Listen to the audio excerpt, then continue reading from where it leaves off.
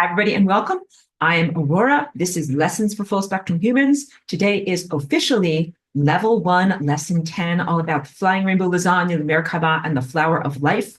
I will be combining both of my topics. I have to ask everybody to really be attentive when you come into the meetings. Please mute because it definitely throws me off my game when I hear external audio stuff. Okay. Flower of Life, Flying Rainbow Lasagna, Merkaba actually has both a level 1 and a level 2 parts in this curriculum. And today I'm going to be combining both of them. That way you don't have to wait until later in the semester to find out all about this.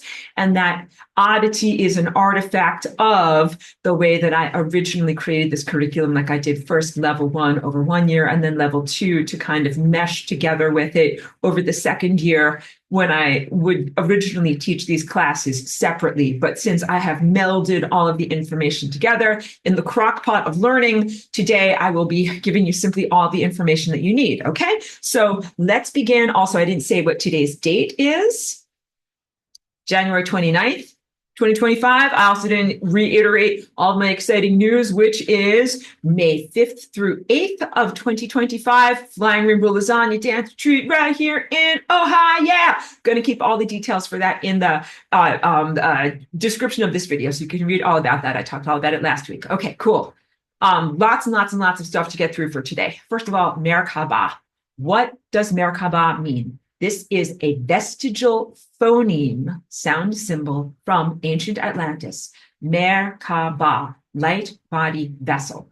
And this came to us actually by way of what is known as ancient Egypt, these traces of what you know as ancient, but is actually concurrent Atlantis that came through some of these ancient cultures and even exist as vestigial traces in some of the languages of our world today. For example, I have a friend who lives in Lebanon, and on her driver's license, like driver's vehicle license, it says Merkaba, meaning vehicle. Okay, so I want you to start to consider this Merkaba shape as a vehicle. Flying rainbow lasagna is also a vehicle. These two are very much intertwined but separate. So the topic of today is both similarities and differences. So first, I hope you can see this effectively on your screen. This is a little onyx version. I should have gotten a different type of crystal because the color doesn't show up that well on your screen, but you can get a sense of the three-dimensional shape of what we're talking about here. This shape is called the star tetrahedron. It is the combination of two types of pyramids.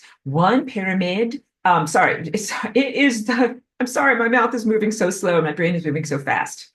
It is the combination of two pyramids, one type of pyramid that is called a tetrahedron.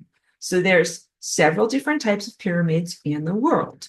One type of pyramid is made out of equilateral triangles. I'm making you do math right off the bat. Get ready. It's going to happen.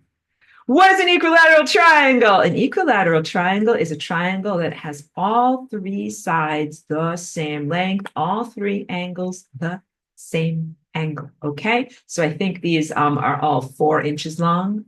4 inches, 4 inches, 4 inches. And of course, the angles of a triangle always add up to 180 degrees, 60, 60, 60. All right. This is a basic building block of reality. The 60-degree angle, the equilateral triangle, and also you might recognize this as like a honeycomb pattern. This is very, very familiar from what you will perceive in nature. So the theme of what we're talking about today is how these shapes that you will find echoed over and over in the natural world, including in your own body, including as an innate level of your own development from the moment of conception through proliferation of cells in the womb into your present state, and even in your spiritual development into developing your crystalline body, your Christ body, your Vajrayana, or your diamond body. That's a long sentence, but it's not done yet. Connecting 60-degree angles with 90-degree angles. And we will just say for the moment that this shape here is representative of 90-degree angles. In fact, you can even, because I just held it up in a way that you can kind of see, it's kind of shaped like a square, all right? Combination between squares and hexagons. Combination between squares and hexagons. Combination between squares and hexagons. So now she's like, she just used a new word. I don't know what it means. Hexagons. Hold on. Hexa sounds like sixa. Hexa, sixa, hexa, sixa, right? So hexagons are six-sided shapes. These are three-sided shapes. Hexagons and equilateral triangles have an interrelationship. Yes, they do. All right, so hexagons are the shape of a bee's honeycomb. Hexagons are the shape of many different aspects of nature, including a snowflake. Frozen little piece of water is a six-sided shape, including carbon molecule, six-sided shape. Let's look at pictures because a picture's worth a million gazillion of my flapping moving mouth parts. If I sound silly today, it's because I am. I'm silly every day. Thank you. Don't forget to tip your waitress. Okay, of course, clearing. Here's my notes. Okay, so first of all, we're going to look at this as a picture pages. Let's make it bigger because some of you are on your phones. I don't know. Can we make this bigger, please? Bigger. This is what is known as the flower of life symbol. You may have seen it printed on yoga pants or a baseball cap or a travel mug or something like that. This is like secret ancient information here. It used to be very, very secret stuff. Maybe even up until like the 1950s or 1960s, not very many people knew about this. So this was quite revolutionary when it was popularized in its time. You may know about it from a book called The Ancient Secrets of the Flower of Life by Drunvalo Melchizedek. I think it's worth it to give him a shout out as one of the teachers who really brought this forward into mainstream consciousness from the secret mystery schools where it was held in trust for humanity for millennia. Again, ancient, vestigial, but concurrent, let's call it bleed-through knowledge from Atlantis that is really some of the important information that you need in order to achieve escape velocity from this world. Even though, you know, I don't talk about blasting off, flying to another world, or escaping from this world. That's why that's not really accurate, so just erase that. But let's say to transform your physical body in order to access higher dimensional states, but the embodiment and access of those higher dimensional states also transforms the world that you live in, so you don't just escape a garbage heap, you clean up the garbage heap. Much better languaging. If you will draw your attention to the center of this formation here, you will see this six-spoked shape. Let's count like Sesame Street. 1, 2, 3, 4, 5, 6. 6 radial spokes, okay? And when I hold up my little orange sculpture, at a certain point, you're going to see 6 radial spokes. I just have to hold it in just the right way so that you see it correctly. But basically, the flower of life is a flattened out version of this sculpture that I'm holding up. And this information, flower of life, is not inherently bad, wrong, or evil. Not in any way. It actually contains an enormous amount of very valuable, positive, spiritual truth. But it's only part of the recipe. So when I teach this class each semester, I use as my analogy the sense of a pastry. This is from Germany called strudel. That is like this very thin layer of dough that's covered in apples and then rolled up kind of like, I don't know what you would call it, like rolled up like a sleeping bag or something like that, all right, and baked in the oven.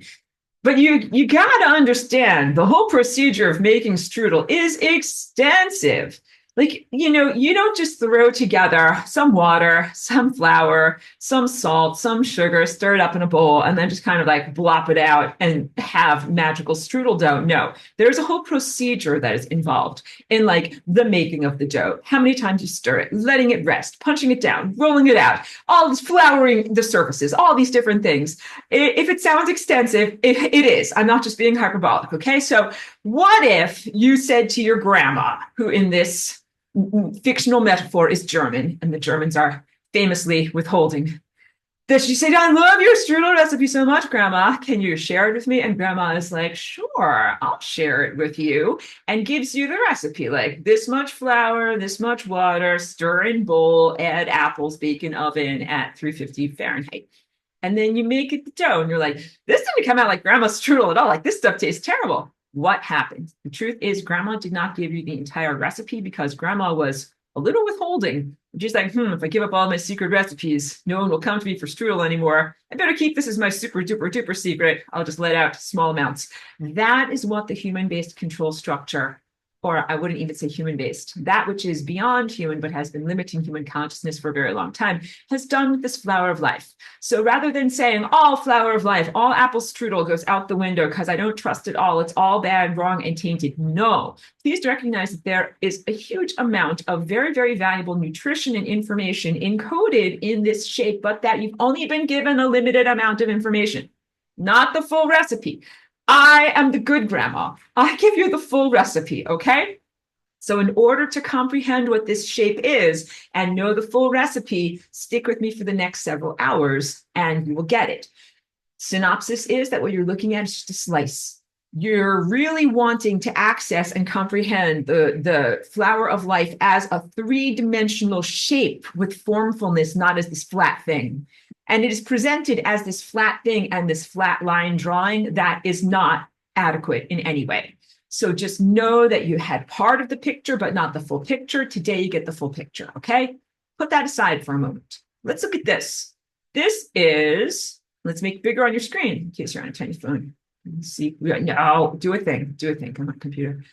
This is the shape of carbon atoms in a crystalline matrix. Matrix is positive. It's not the Keanu Reeves movie that keeps you imprisoned. That is called a diamond.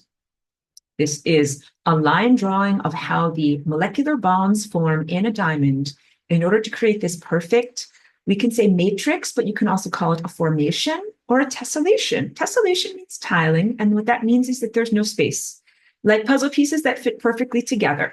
This is the ultimate formfulness of the carbon atom. So carbon has many different formfulnesses.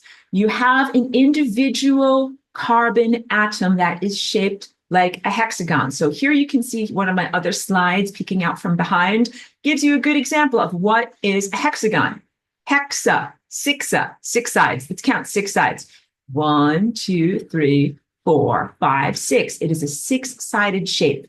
In many different formations of carbon, the 6-sided shape is not perfectly arranged in a crystalline formation or a perfectly measured matrix. When it is least organized, it is known as coal. That is just a bunch of carbon atoms that are smooshed together with no real organization. It's black, it's crumbly, it doesn't have a lot of tensile strength. It is kind of smeary, like coal smears onto everything. It's not very hard at all. It's the least organized aspect of what carbon can be. Up from there, what you have is, let's show you a picture of it in one of my slides here. Graphite. If I had one of my pencils, although I have an art studio all around me, I never can find a pencil in exactly when I need it. Just imagine I'm holding up a regular pencil. The blackish stuff at the point of the pencil is graphite. And graphite is made out of sheets of carbon that are kind of like flat plates that slide against one another. They have a slippery surface. So graphite is also used as a type of dry lubricant. It's why your pencil glides along the paper. So if you're an artist and you have ever sketched with charcoal, it feels very scratchy.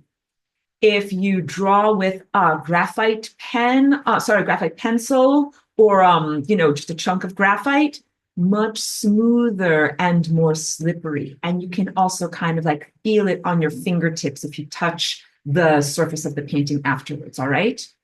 And then when you take that flat graphite, here you're going to have your little ant moment over and over and over again today in class. A flat thing, like I always say, my hand is a flat leaf, the flat surface of time. And you start to add dimensionality to it, meaning it is a 2-dimensional object that you begin to form into a 3rd-dimensional formfulness. So this as a flat 2-dimensional object. Here it is starting to form into a rigid, with ridges, like rigid potato chips, the more formful three-dimensional structure, but it's not all the way there yet. And then here is the final form as graphite layers become rigid and stuck together perfectly into a diamond. Synopsis: organize graphite one step further and you have a diamond. This is the process. Now I'll go back to my face. That your whole body is undergoing in the form, the transformational experience that you know as personal evolution, spiritual evolution, and what the practitioners of Asia call developing your diamond body. In their language, they call it your Vajrayana body, Vajrajana. Sorry, bad spelling. And terrible pronunciation. Please forgive me. Honor forgiveness on all language, grammar, and spelling issues from here into perpetuity. But the diamond body, according to the philosophies and religions of Asia, is indestructible. It is a perfectly organized aspect of your cellular form that also mirrors a perfection of your spiritual and consciousness and energy-based nature, to the point that you achieve an eternal sense of self. So when I say that something or someone is eternal, it does not necessarily equate with invulnerable. That's like saying, if you say something is indestructible, like your diamond body is indestructible, then, all these guys are going to line up to try to take pot shots at you. Like, oh, I thought you by definition you're indestructible. So pew, pew, pew, pew, pew. See all the different ways you can try to smash something and destroy it. No, that's not very fair. Something can be considered eternal or indestructible if you care for it properly, but I don't think that it's fair to simply say it means line up for attempted abuse and destruction. I think that's an important distinction to make as you're moving into these levels, as you are claiming these levels and occupying these levels in your own life and in your own body. You start to think like, wow, what would it be like to be a diamond body? What would it be like to be a Vajrayana? What would it be like to be this indestructible spiritual essence? Does it mean that I should stand in front of a moving car? I say no. Does it mean that you should stand in front of a loaded GUN with tiny projectiles flying through the sky at you? I say no. Does it mean that you should jump into a vat of boiling oil or otherwise expose yourself to like whatever horrific pathogens or zombies or whatever is bad in the world? No. I don't think it does.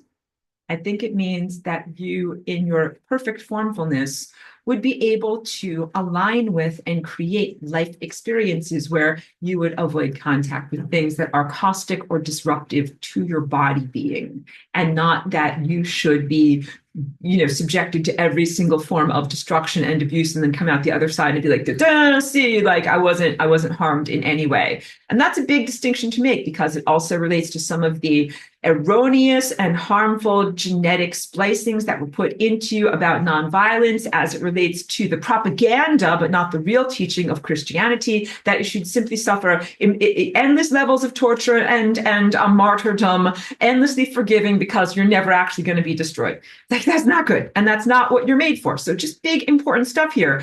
Indestructibility, immortality, the diamond body, the true nature of your essence does not mean that you are made to be like the ultimate indestructible doormat and then just be like, I just stand here in the world while evil things try to destroy me over and over and over again. No, that is not the definition of your being. That is not what you were made for. You are not made to stand there and somehow prove your indestructibility to things that are evil. Evil always does an arms race. It's always like, I did this and you were still there. And then I did this and you were still there. And then I did this and you were still there. And it's always going to escalate and it's never going to stop. And then your whole entire world gets totally taken up with just enduring evil, enduring suffering, showing that you haven't been, destroyed or harmed or diminished or deformed. And then, being able to go on to the next opportunity where it then tries to destroy you again. Like, can you tell by my body language? Like, so boring, so repetitive, so much that is not the definition and the purpose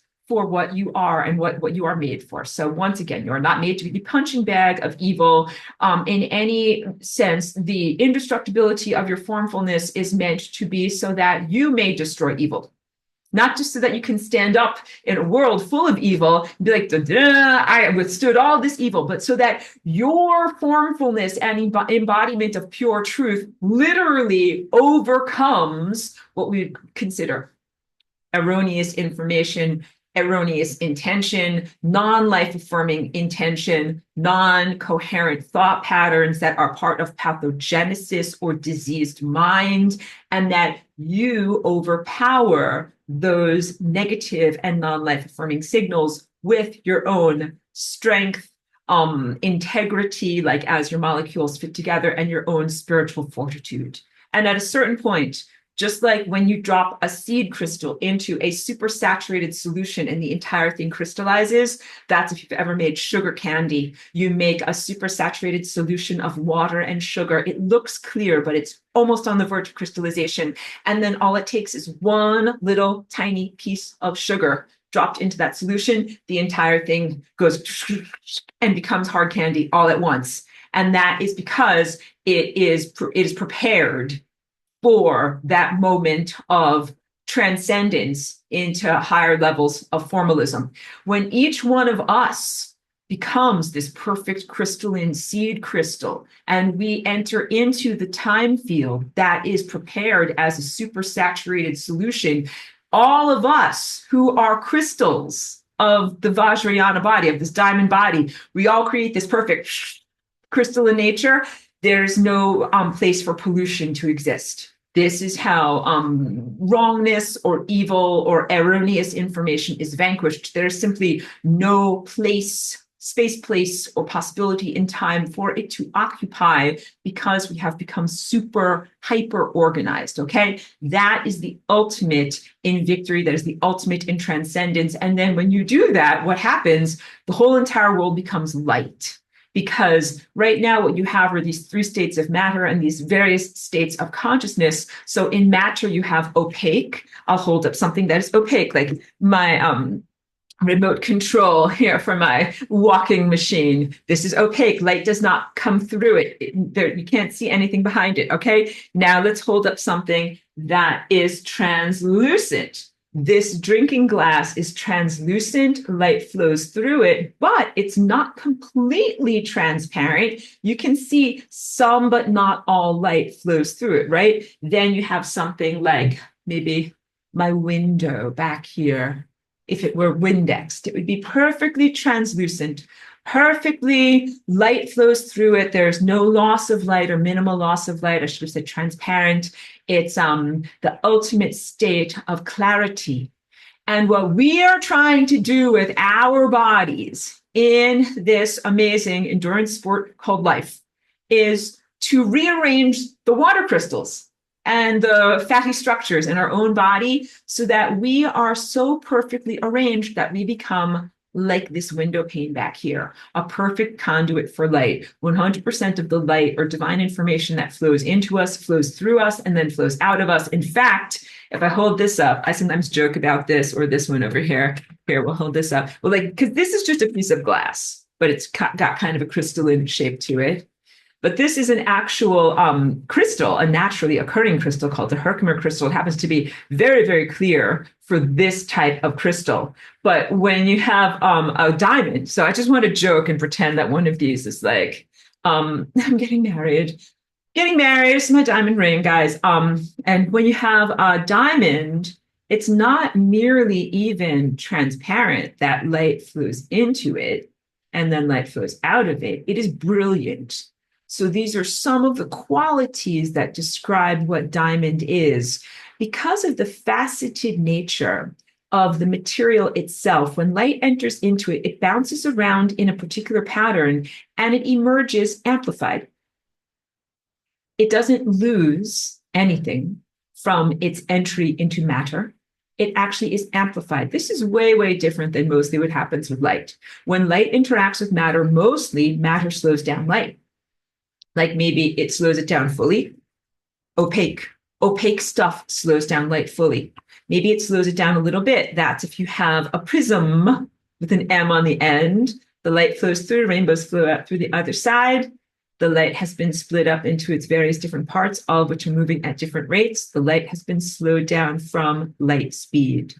In some materials, light flows through without any loss of light speed, transparent window.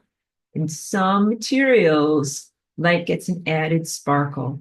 It is brilliant. The bouncing quality of light internally actually adds to or amplifies some aspect of the journey of that light. So far from saying that the diamond body or your body of true attainment as a light body is something that just has 100%, 100 units of light fluid into me, 100 units of light fluid out of me. Good job, me. I'm a diamond body. Yeah, and when you're really a diamond body, the light that flows into you is amplified and becomes even more brilliant, and it exits you in an even more beautiful and sparkling way than when it went in. That is the ultimate in attainment, because that is really, like, I would say, how we achieve eternal experience without loss of signal. You can't just always be neutral, like 100 units in, 100 units out. Sometimes you're like, there's a little extra. You're the little extra, a little extra. Good. All right. So let's talk about rearrangement of your body form. First, let's talk about your body form. So now I go to another picture. That's this.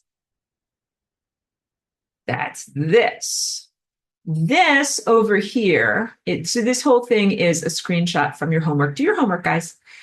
And those who aren't formally enroll, and then you can have access to the whiteboard. So this is a screenshot from the whiteboards. You can see I have my little sculpture there, and I took a picture of it at just the right way so that you can see the 6 radial spokes. Let's count. Sesame Street. 1, 2, 3, 4, 5, 6. 6 radial spokes. But then you've also got this guy. This guy is pointing towards the camera. It's pointing towards your face. Then you've also got one guy that is hidden by this photo, but is pointing away from the camera. That's 7 and 8. So you actually have 8 lobes in this shape, not merely 6. This is the beginning of receiving the full strudel recipe.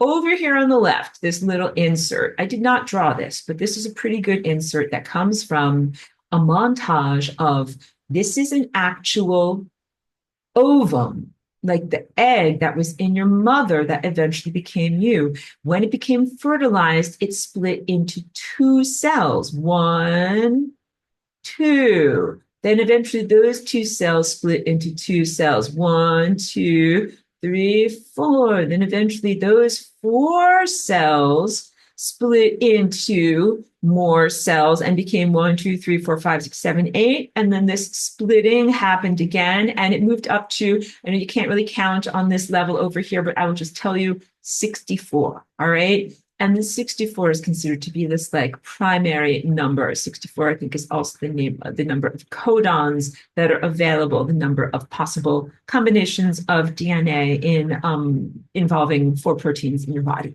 So the takeaway for anybody who's afraid of math, I'll say it with words, is that as your cellular structure from the very, very moment of your conception in your mother's womb begins to proliferate in cells and achieve greater levels and layers of complex and mathematical complexity and formful complexity, it achieves levels of symmetry that have to do with 60-degree angles.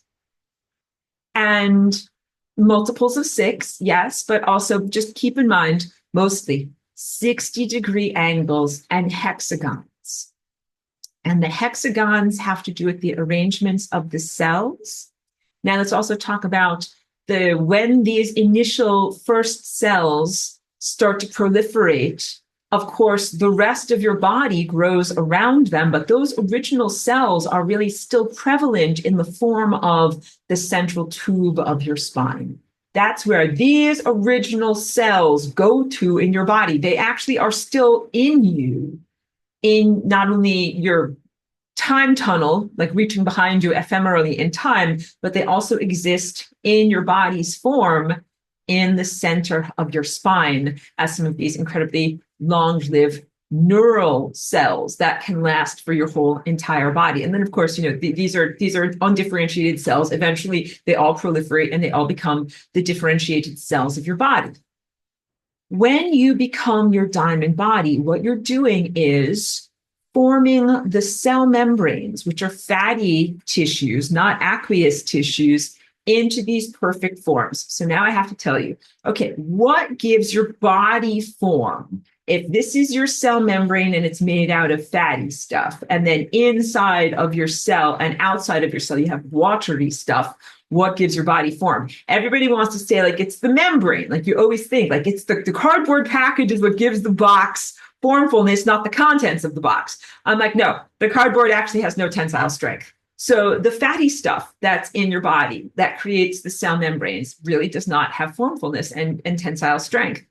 It is kind of jiggly like Jell-O. What gives your body form is water. Water has form. Now we get into the concept of structured water. So this is my drinking water. I always structure my drinking water. It is not frozen. Frozen ice cubes and snowflakes, it's easy to see the crystalline pattern and the perfect arrangement of water molecules and say, that water is structured. But it is less five senses science recognized that water in its liquid form can be structured, although science is starting to catch up. If you want to check out the work of someone who's cool, that's Dr. Pollack, Pollack, and he did some TED Talks over 10 years ago, back when TED Talks were actually a great way to share information and before they became kind of like hype and bogus, to use slang words, and of questionable agenda-driven limitations of information as opposed to genuine information. So yeah, because they would call him like alternative science, a mocking alternative. But no, he's genuine science. So this guy was doing research into super purified water. And what he found out was that there's a aspect of water that becomes super purified under certain conditions that he called easy water. Not because it's easy, like my easy bake instant potatoes, but because it means exclusion zone. So he had, if you could imagine, a whole bunch of water with junk in it. But then he had this little margin at the edge of the water with the junk in it that had no junk in it.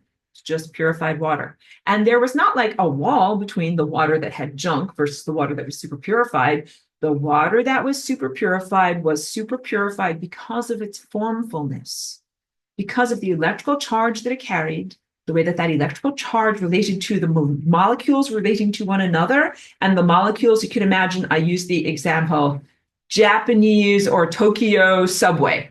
Dude, their subways are famous for being crowded, okay? Everyone gets into the subway and they mash you into the car. They're like, stand like this. Everybody stands like this. Everybody fits in there very, very, just stuck together, all right? That's what I'm trying to get to. All of the water molecules in the exclusion zone were jammed together like subway passengers, shoulder to shoulder. They had no room in there. They had no room for extra junk. They had no room for anything that was the pollution and stuff that was in the rest of the water. So he was able to show and demonstrate this. The exclusion zone exists. It is a fourth phase of water. It is structured during a liquid form of the particular, substance here. And also what adds to structured water, not only molecular charge, but also light.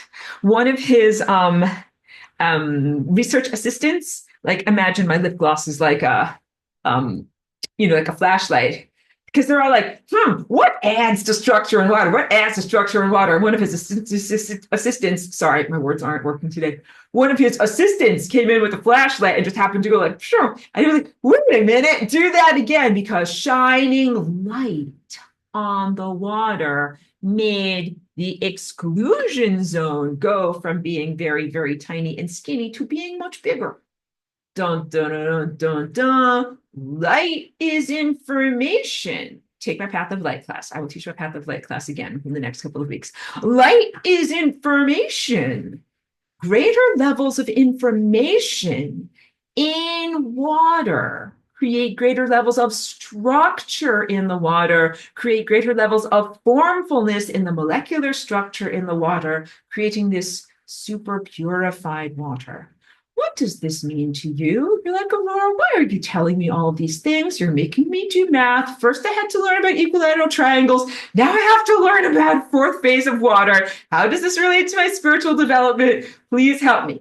Well, when you encompass more light, you become like the easy water.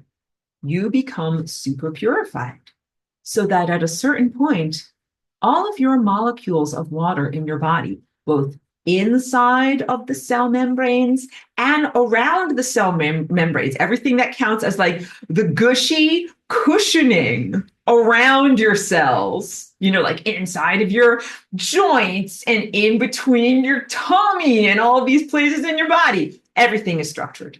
Everything is structured. So it is structured not by a sense of mechanical struts, like when maybe in the five senses world, when you think about something that has structure, you think like wood or steel girders holding something together. We're not talking about that. Your body has structure on a level that is similar to that we would call as microtubuli. These are collagen-like structures that are even smaller than the width of your hair, and they're inside of your cells, and they're like the tent poles that help your cells to have formfulness. But really, what helps everything, your microtubuli and your cell membranes, to have formfulness is the shape of water itself. And that water can either be relatively disarranged, just like the molecules of carbon can be relatively disarranged, and they can be cold, which does not have structural integrity and is relatively opaque and smooshy, or they can be like the Japanese subway riders, standing side to side and very, very highly structured and without anything extra being able to be in there. That's what you want to do. That's what you want to achieve. And you're like, Aurora, this sounds great. I want to be a super structured, formful, structured water person. What do I do? And then the answer is various levels of self-attainment. So that's why science doesn't want to touch this with the 10-foot pole, because water really does respond to consciousness. And now we're coming to the level of matter responding to consciousness. So you structure water with consciousness. And also you structure water with proteins. That means that, let's say my hand fingertips represent a protein structure. If my protein is shaped like this and I have a bunch of water around it, the water will become perfectly structured. The water will conform to my perfectly structured protein, and the water itself will crystallize in the fourth phase around the perfectly structured protein. Now let's make here's a grotesquely malformed, horrible sham of a protein. We can laugh at it. Be like, you're ashamed to be a protein. And the water that surrounds that would be poorly structured, okay? So protein structures matter, and protein structures are non-arbitrary, and protein structures represent the health and vitality of your body. And what controls protein structure in large form? DNA and DNA behavior, but it's not, that's a bit simplistic, because really DNA and DNA behavior is an example or an outgrowth of your own emotional state and what you think and feel. So really, your whole entire body is an antenna for a particular state of enlightenment and attainment that is thinking and feeling righteously and in connection with divinity. When you feel the right way, then your DNA is structured the right way. The super purified water around your DNA is emitting that truth. The proteins that are created as a result of that truth are structured the right way, and your cellular water is structured the correct way. All of this is what is necessary to do star travel the correct way. So the incorrect way to do star travel is to be a totally disarranged, malfunctioning water person with your water's here, there, everywhere, just all screwy, disarranged, right? Not perfectly crystalline water. And to put on a space diaper, right? Get aboard a giant liquid oxygen candle that goes boom with fire shooting out the back end of it, and then blast off into space with huge G-forces going. Maybe that's why they make you wear a space diaper. and then go off into space, and then you're floating out in outer space. I'm being so silly and so facetious because that is not how experts do star travel. And why do I even talk about space diapers? Not because I'm like fixated on that area and body process, but because I have a saying. My saying across many different semesters. Look, if you need technology to get off the surface of your planet, technically you're not ready to get off the surface of your planet. If you need to wear a space diaper to use technological type of technology, clank metal spaceships to blast off of the surface of your planet, you're definitely not ready for space travel. Because I bring that up because like diapers are for infants. Diapers are not for totally advanced adults that are ready to do stuff in the world. You should not be like a space baby or a space infant and be like, wow, like I'm ready to go off into space, pooping in my diaper. I mean, I hope that I'm sounding facetious and comical in what I'm saying, so that way you recognize like humanity and other species that are only at that level of development are not ready for interdimensional and space travel in any way. That space travel, star travel is so much more than just merely getting from point A to point B. As I told you already, your Merkaba means light body vessel. This is how experts do star travel. You do star travel, not just getting from point A to point B. Like, you know, in my room, here we are in my house, right? And here's point A, and then I'm like, imagine I'm like whatever, like a little, you know, fruit fly or something like that. And then here I'm buzzing along, flying along through Aurora's house, and then all of a sudden now I'm over here at point B. That is how the limited human mind, the limited strudel recipe, is telling you that is space travel and star travel. And technically you are traveling through space, but that is not what real space travel and star travel is. Real space travel and star travel is going through an interdimensional portal. I want to say portal, like echo. Because you know, guys, you know that I'm a musician, and so I express a lot of this truth through music, and that I've done a bunch of different songs. Like one of them is Symphony of Life, that's off of Under a Gentle Sun, and I talk about like go through the frequency door. So I use that kind of ring echo so that you get a sense of what I'm talking about in an auditory analogy. You're not going through a physical door like my front door. Open it up and I emerge, you know, onto my front steps. It is instead a frequency door. When you rearrange your body on the level of to molecular perfection, you are able to exit or move beyond a limited layer of reality and enter into a new stratum. Again, this is not the same as some form of escapism, like saying like I'll put on my space diaper and then I'm Major Tom blasting off into the stratosphere and I say goodbye. See you. I'm off on my space adventure, and everybody claps, wipes a chair, says, "You're a brave hero. Goodbye forever. We'll see you never." That is not what happens.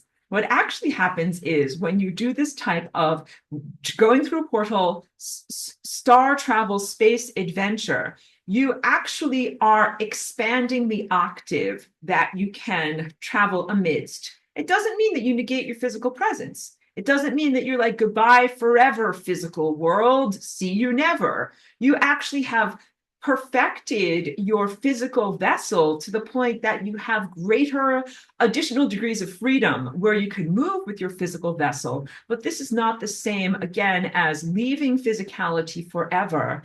And it is also important to note that like physicality and the world of materiality, as you presently know it, is very screwed up. And the goal is not just to be like, wow, like what an effed up world. I think I'll just fly away, which is how a lot of people treat spiritual attainment. They're like, I hate my life. I always joke, having to pay my Geico bill. This is such a drag. I don't like being here. I don't like having to wash the egg pan. You know, like everything gets stuck on the frying pan. It's just so boring. And I wash the egg pan every day. Can I please get out of here? And various other forms of escapism.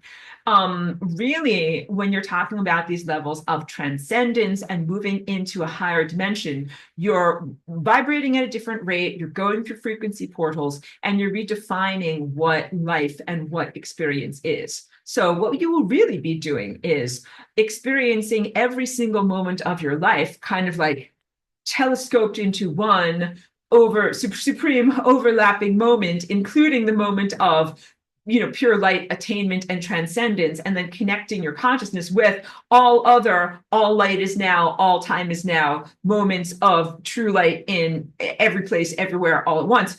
And that includes every single moment you have ever scrubbed an egg pan in your life, but also every other exultant moment, like when you walked on grass with bare feet, or when you kissed someone that you love, or when you hugged a dog, or when you, whatever, finished a marathon and like crossed the finish line. Like all of those moments are overlapping. So we're talking about the difference between a very reductionist, materialist five senses view of moving through time and space, achieving objectives. I want to fly from point A, which is Earth, to point B, which is Mars or Jupiter or another star system or whatever.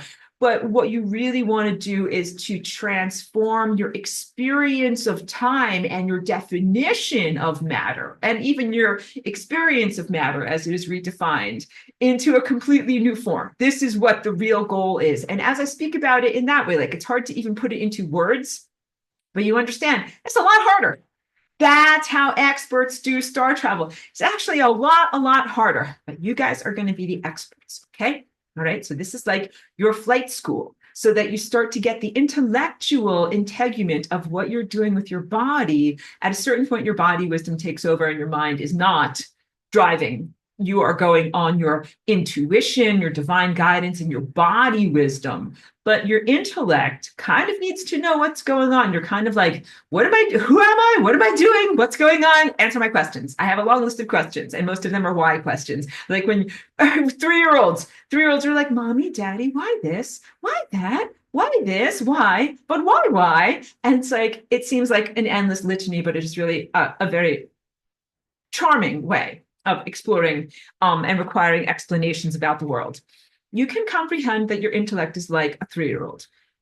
And you can be like, okay, I will answer a certain number of questions about this, a certain number of why questions, but at a certain point, just quiet down, and let's just have the experience. And then all of these questions will be answered. So please know that as well. Let me also use a little pop culture analogy. Even though it's a really old movie at this point, but you guys probably know the movie or the book Contact. It was written by Carl Sagan. Then the movie, I think, has Jodie Foster in it. But it's basically a story about humanity receiving a signal from an otherworldly culture, and then what they do as a result of that. The first part is very, very relevant because the signal that they receive, they think is a blueprint for a magical space device, right? And they're looking at it as if it's flat, like blueprints that lay flat, like here's a piece of paper towel, flat. But what happens in the movie is that they learn, in order for them to decode these magical blueprints about how to build a magical consciousness transportive machine, what they have to do is they have to wrap it around a cube. And then when they do that, then they're able to see what they're actually creating. So first they have to make the cognitive leap from two-dimensional into three-dimensional, just their blueprints. All right. And as a little like kind of like cultural teaching that the author put into the book and the movie, it required collaboration amongst nations, like no more of this, individuality, nation state, and competition, but instead collaboration. But I didn't want you to think that I was like shilling for one world government or anything like that, because you guys are all already going to be like, she doesn't believe in flat Earth, she's shilling for a one world government. Calm down, don't get inflamed. Back to the movie. So they all had to work together. They had to figure out that they had to add an additional dimension, add an additional degree of freedom, and then have this three-dimensional blueprint. They build the machine. And then Jodie Foster puts on her space diaper. They don't make her wear a space diaper. And gets inside of the apparatus. 5, 4, 3, 2, 1, ignite. And then they're all like, wah, wah, nothing really happened. But what actually happened was she goes on a giant consciousness journey. And the scientists that are watching her are like, 3 seconds went by, nothing happened. And she comes back and she's like, no, I spent hours and hours talking to an avatar of my dead father and learning secrets about the cosmos. Something definitely did happen. And believe me. So that's, good fun pop culture reference to be able to talk about these types of things. What we're really talking about is a journey of consciousness beyond materialism. a lot of the transformation that must occur inside of you and how do you become a crystalline person has to do with perceiving and revaluing the ephemeral world. Like if you only want to fly from point A to point B, because I want to get magical space rocks from over here, and then I want to fly them over here to point B, to whatever, eat some dilithium crystals or burn them in my space engines or whatever. Very materialistic, very boring. You're not going to be impressed. And you got to get out of that mindset. That mindset is a space diaper mindset. I'm sorry, I'm so stuck on space diapers, but I hope that paints a picture for you. It's like, lowest chakra, lowest sense of consideration of what you're actually trying to do here. Which I don't want you to be down on that. Like everybody needs to eat, everybody needs to make doo-doos. Well, you're moving beyond that. And when you actually are able to move into these levels of pure light, you will be beyond the diaper level. And you will really be in the level of pure consciousness and pure light and pure information. And much as I told you, where's my little thing? Well, whatever. A crystal that takes light inside of it, changes it all around through its faceting, and then emits it in brilliance. Your job is to emit light in brilliance. Your job is to take light inside of you, kind of have it bounce all around in your perception, consciousness, and cognitive thought structures, and then to be emitted, maybe even emitted in the form of like a painting or a song or a gesture or a dance or a social construction or something that is beautiful. That's what you're supposed to do. And you're like, well, if I'm only interested in like, can I take coal and shove it into my steam engine? That doesn't work. If you're only interested, can I take food and put it into my tummy and then create kinetic energy? That's not interesting. If you only want to get dilithium crystals from one planet and then transport them to another planet so you can, whatever, have a space empire, then that's all that you're going to get. But if you're really at these higher levels that are non-exploitive, they're not about commodification. They're not about how can I get stuff. Materialism is really about how can I get stuff and be empowered and do stuff with stuff.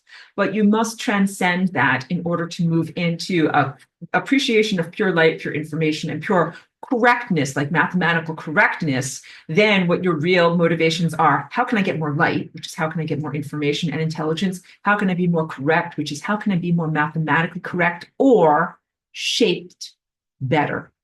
Your job right now is to figure out how each one of you can be shaped better.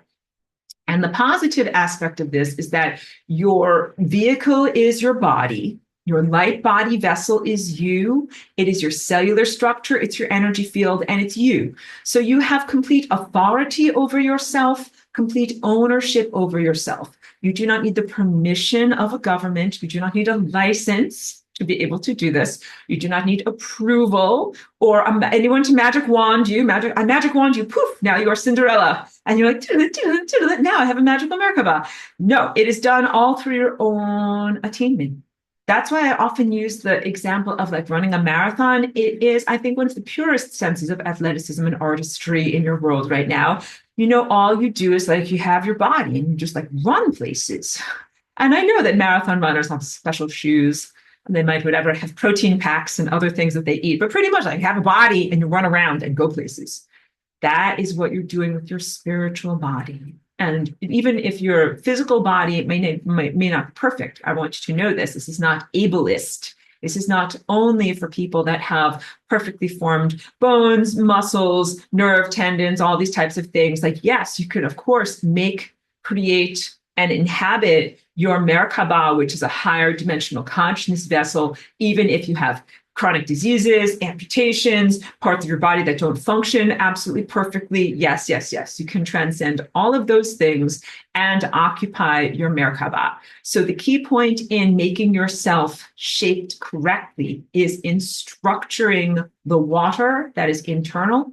And I already told you that your water that's structured in your nuclei and your DNA have an interrelationship. And I already told you many times in class that your DNA is active, dynamic, and it is reverberative. So you want to get your DNA dancing in these perfect patterns, and you want to do it in a sea of purified water. And that is really what the essence of interdimensional space and star travel is about.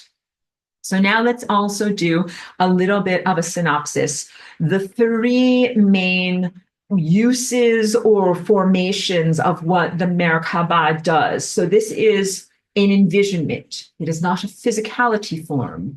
It is an envisionment of the energy field around your body. Picture's worth 1,000 of my flapping, moving mouth parts. Wait, so now I just have to find the right things because let's make this one go bye-bye. Let's make this one go bye-bye. This one is good. This is a still shot from the animation that I did with David Lear years ago. So I didn't draw this animation. I did the storyboard and we hired an animator to be able to make this. So I'll always link to the original animation because you can see it really, really effectively. The key point when you see that animation is where I'm hovering my cursor. The lower vertex, meaning pointy place of this tetrahedron makes a column of light that goes upward through the center of your being. You may interpret it as through the pelvis and through the root chakra. And your root chakra is the base of your spine, but not your anus. All right? Up your spine, through that tube that is made from the original cluster of cells that first organized when your conception magical moment took place in your life, all the way up through the center of your skull, through your pineal gland, out through the top of your head, place where the babies have a fontanelle. I always think of that silly movie, Raising Arizona. I'm sorry, mine is a little fontanelle. I had to say it. And then outward up to the upper vertex or pointy part of the upward facing tetrahedron that is part of this complementary star tetrahedron formation. Okay? Column of light that connects really the center of matter. The downward facing pyramid points to the center of Earth, to the core of Earth, to the crystalline core of all that is here in this realm, and also allegorically to the center of every atom in your body. So you're oriented at the center of this planet as you live on the outer crust of this planet, but you're also oriented to the center of matter itself. And matter has as its root word mother. Matter, the materium, mother. These are all about the gestational womb, or the place that grows consciousness, that surrounds you and supports you in a safety and I said nourishing already, but like feeding you and helping you to grow so that you can be more. And the upward facing pyramid over here points to the stars. The stars are your allegory from your physical biological life of being a biped on the surface of Earth, stuff that is off of your surface or out of the octave of materiality. The stars, light, the higher dimensional realms. Everybody always looks up. They're like, up there, out there, beyond, represents the more ephemeral aspect of life, connecting the denser physical world of matter with the less dense, more expansive realms of pure light and pure information. Okay? So wait. So now here's a drawing that I actually did. And here's another drawing that I actually did. So you can see some good physical anatomy that is accurate and the portrayal of the non-physical energy center. This is an energy force field around your physical body. So science on your surface of Earth is just starting to catch up with the fact that, like, you guys have an EMF force field around your body, and it's intimately related to so many different aspects of both body health, cognition, and perception. And that things that disrupt this energy force field disrupt your body health, cognition, and perception. What are some of the things that I always have on my pad of bad news? It's probably tiny. You probably can't read it, but this stuff right here, this is not good stuff. Very doo-doos, not good frequencies that are all around us in the world. And they put those frequencies all around us in the world on purpose to try to disrupt your Merkaba. So yes, my friends, they gave you a partial strudel recipe. Grandmother did not teach you really how to make strudel. They did not want you to be a fully fledged baker. They wanted your strudels to taste bad. And then they also tried to sabotage your strudels with whatever negative frequencies that are, beaming through you. I don't have a good analogy, but they definitely have been doing everything that, when I say they, the control structures, consciousness reduction, organisms, and factions in this world.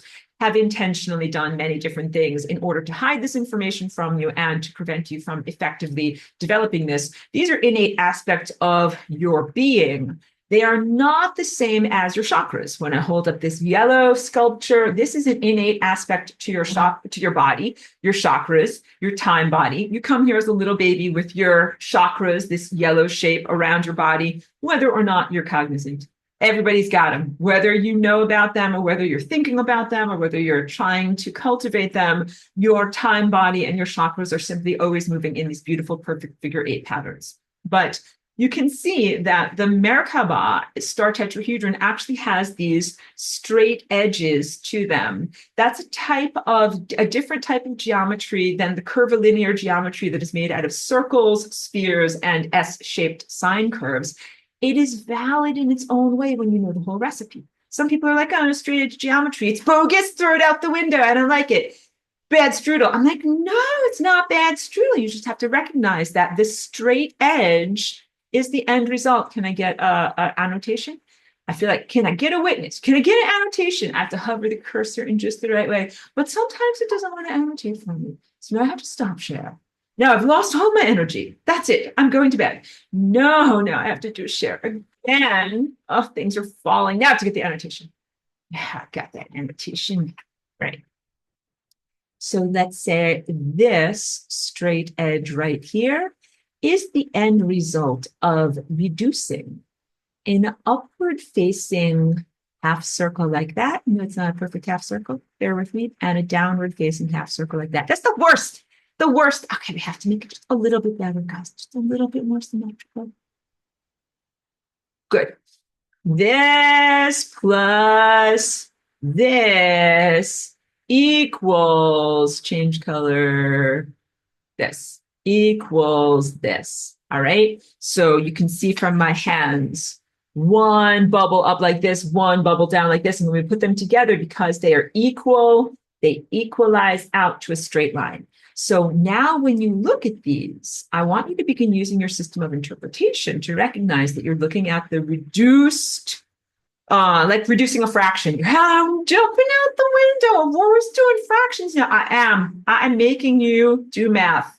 So for example, if you have 2 over 4, you can reduce that to 1 over 2, right? Okay, this is not that hard. You're okay. You're okay. You just did math. You are okay. You survived. This is also math where you are reducing these curvilinear structures into a more streamlined shorthand that has straight edges. You just learned and grow as a person, feel good, and congratulate yourself. These structures that have straight lines, they have qualities. One quality is where I'm putting this arrow, receptive. That's a cleft. These areas where the planes that are flat planes of the structures come together are receptive to energy. It's like an aperture where energy can come in. As opposed to like right over here, this is like a windshield. When energy comes to it, it bounces off and it goes like this. And all of these facets that are rotating around a person create a force field that allows in some energy and blocks out some energy. That is the first aspect or purpose of what a Merkaba does around your body. Has 3 main purposes. The first one is energetic immune system. In your physicality structure, your cellular body, you have many different structures that are known as your immune system.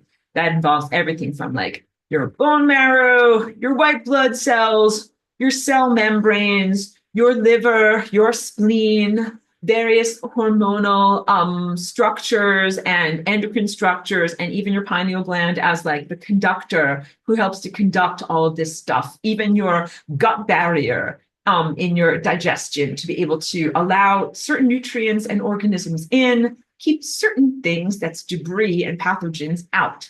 Immune system means some stuff should come in because it adds to coherence and vitality of the body, and some stuff should stay out because it adds to death of the body. Stay out. Our Merkaba, when we make this, becomes an immune system in time. Certain events and time structures are allowed to come inside of us and flow through us and interact with us because they add to life and they add to vitality. Reverberate now with my statements about having a diamond body and your levels of indestructibility. Has to do with aligning with eternal structures. Standing in front of a machine gun is not an eternal structure. That is a dead end timeline. Any timeline that has you like going face to face with a machine gun is not a good timeline. Like if you get to that point, you're like, at a moment before you die, you're like, somewhere along the line I made very bad choices that brought me to this moment. Now it is the end of my life. No, if you don't want to be in front of a machine gun, like you have to stop making different choices a long time ago. Got to redirect your life so that that never actually happens. Merkaba. It is a vehicle that helps to direct you through time, like literally a boat or a car. You're driving through an ocean of time possibilities, but also it helps you to align with and have flow through you, like you are water wheels and that time is water flowing through you, generative events that help you to continue to generate life.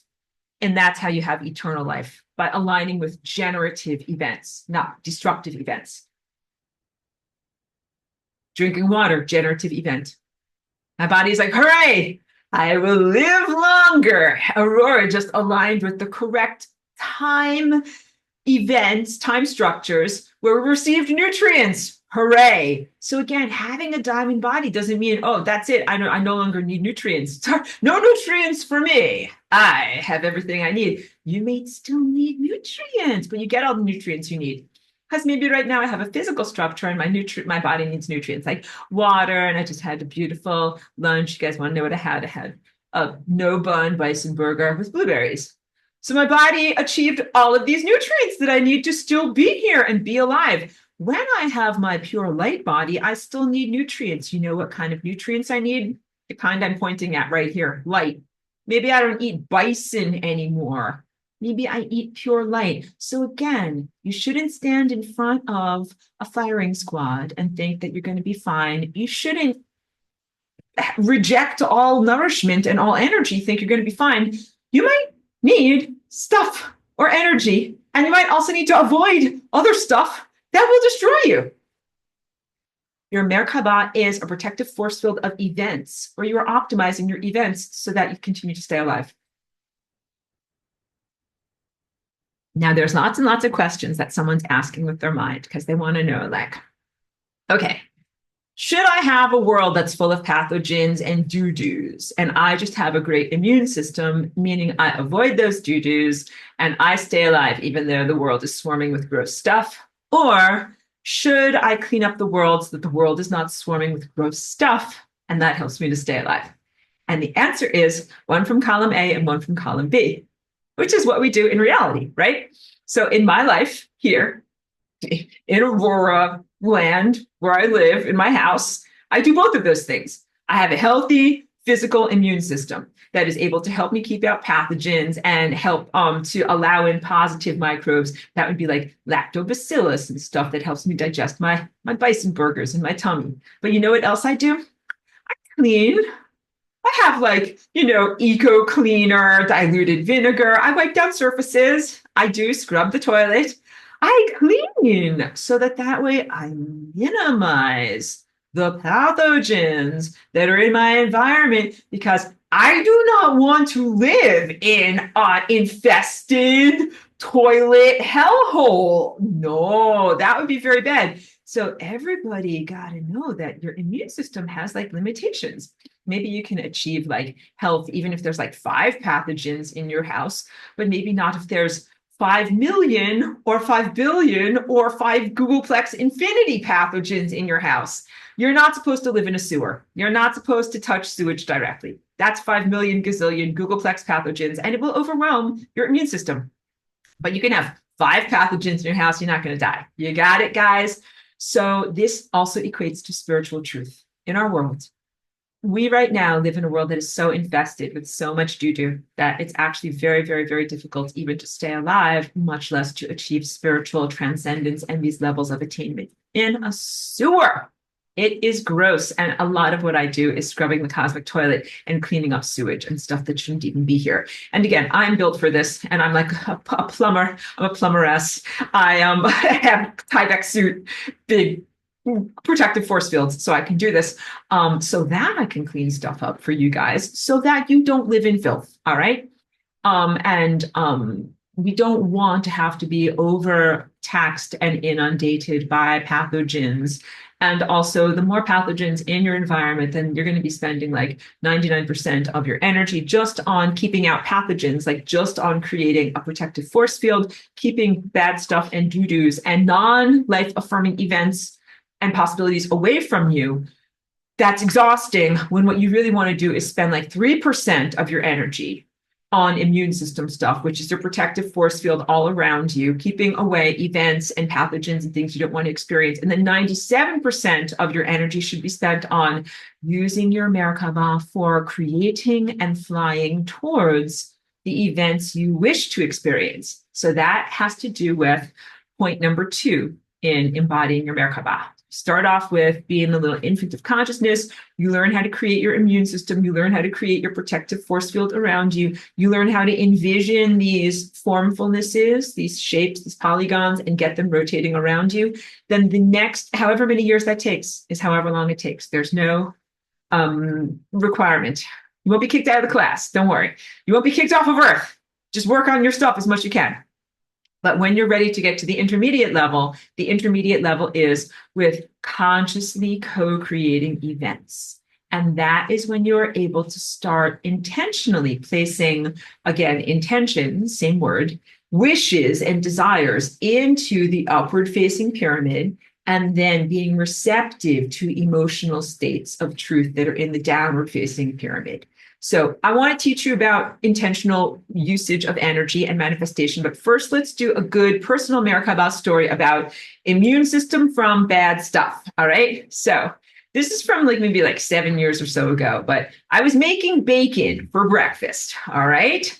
And every day I always put up my Merkaba. I do it as a matter of habit. It is like my practice. So I always have my Merkaba going around me that is basically generic immune system. Reflecting away negative, non-life affirming experiences and bringing towards me life affirming positive experiences, right? And so I had cooked the bacon. Then there was the hot bacon grease that was left in the pan. You can't pour it down the drain. It will clog the drain. So, and I'm a good person. I never do stuff like that. So I had a glass jar that was in the sink for me to pour the hot bacon grease into the jar, put the cover on, throw it away. Breakfast is ready. When I poured the grease into the jar, I'm not sure if the jar had water in it or if it already had a crack, if it was compromised or whatever, but whatever it was, the jar broke. And it didn't just break a little bit. The whole entire thing shattered and sent flying glass and hot bacon grease everywhere. This is definitely not a life-affirming situation to experience. So I already had my regular Merkaba shield up, but because it is my practice in that moment of sensing this happening, my OSHIT moment, I was like, shields up, all right? Envisioning a revivification of this force field of protection around me. And what happened? The shards of glass went everywhere, but not on me. The bacon grease went everywhere, but not on me. The kitchen was trashed. I admit that place had a lot of dirt and grease around it as a result of this, but I was not trashed.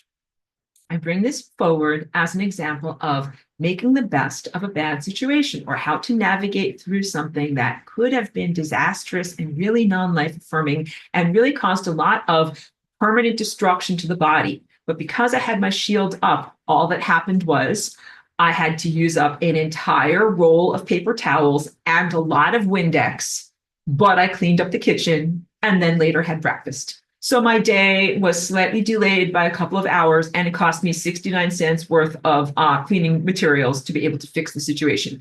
That's a good day.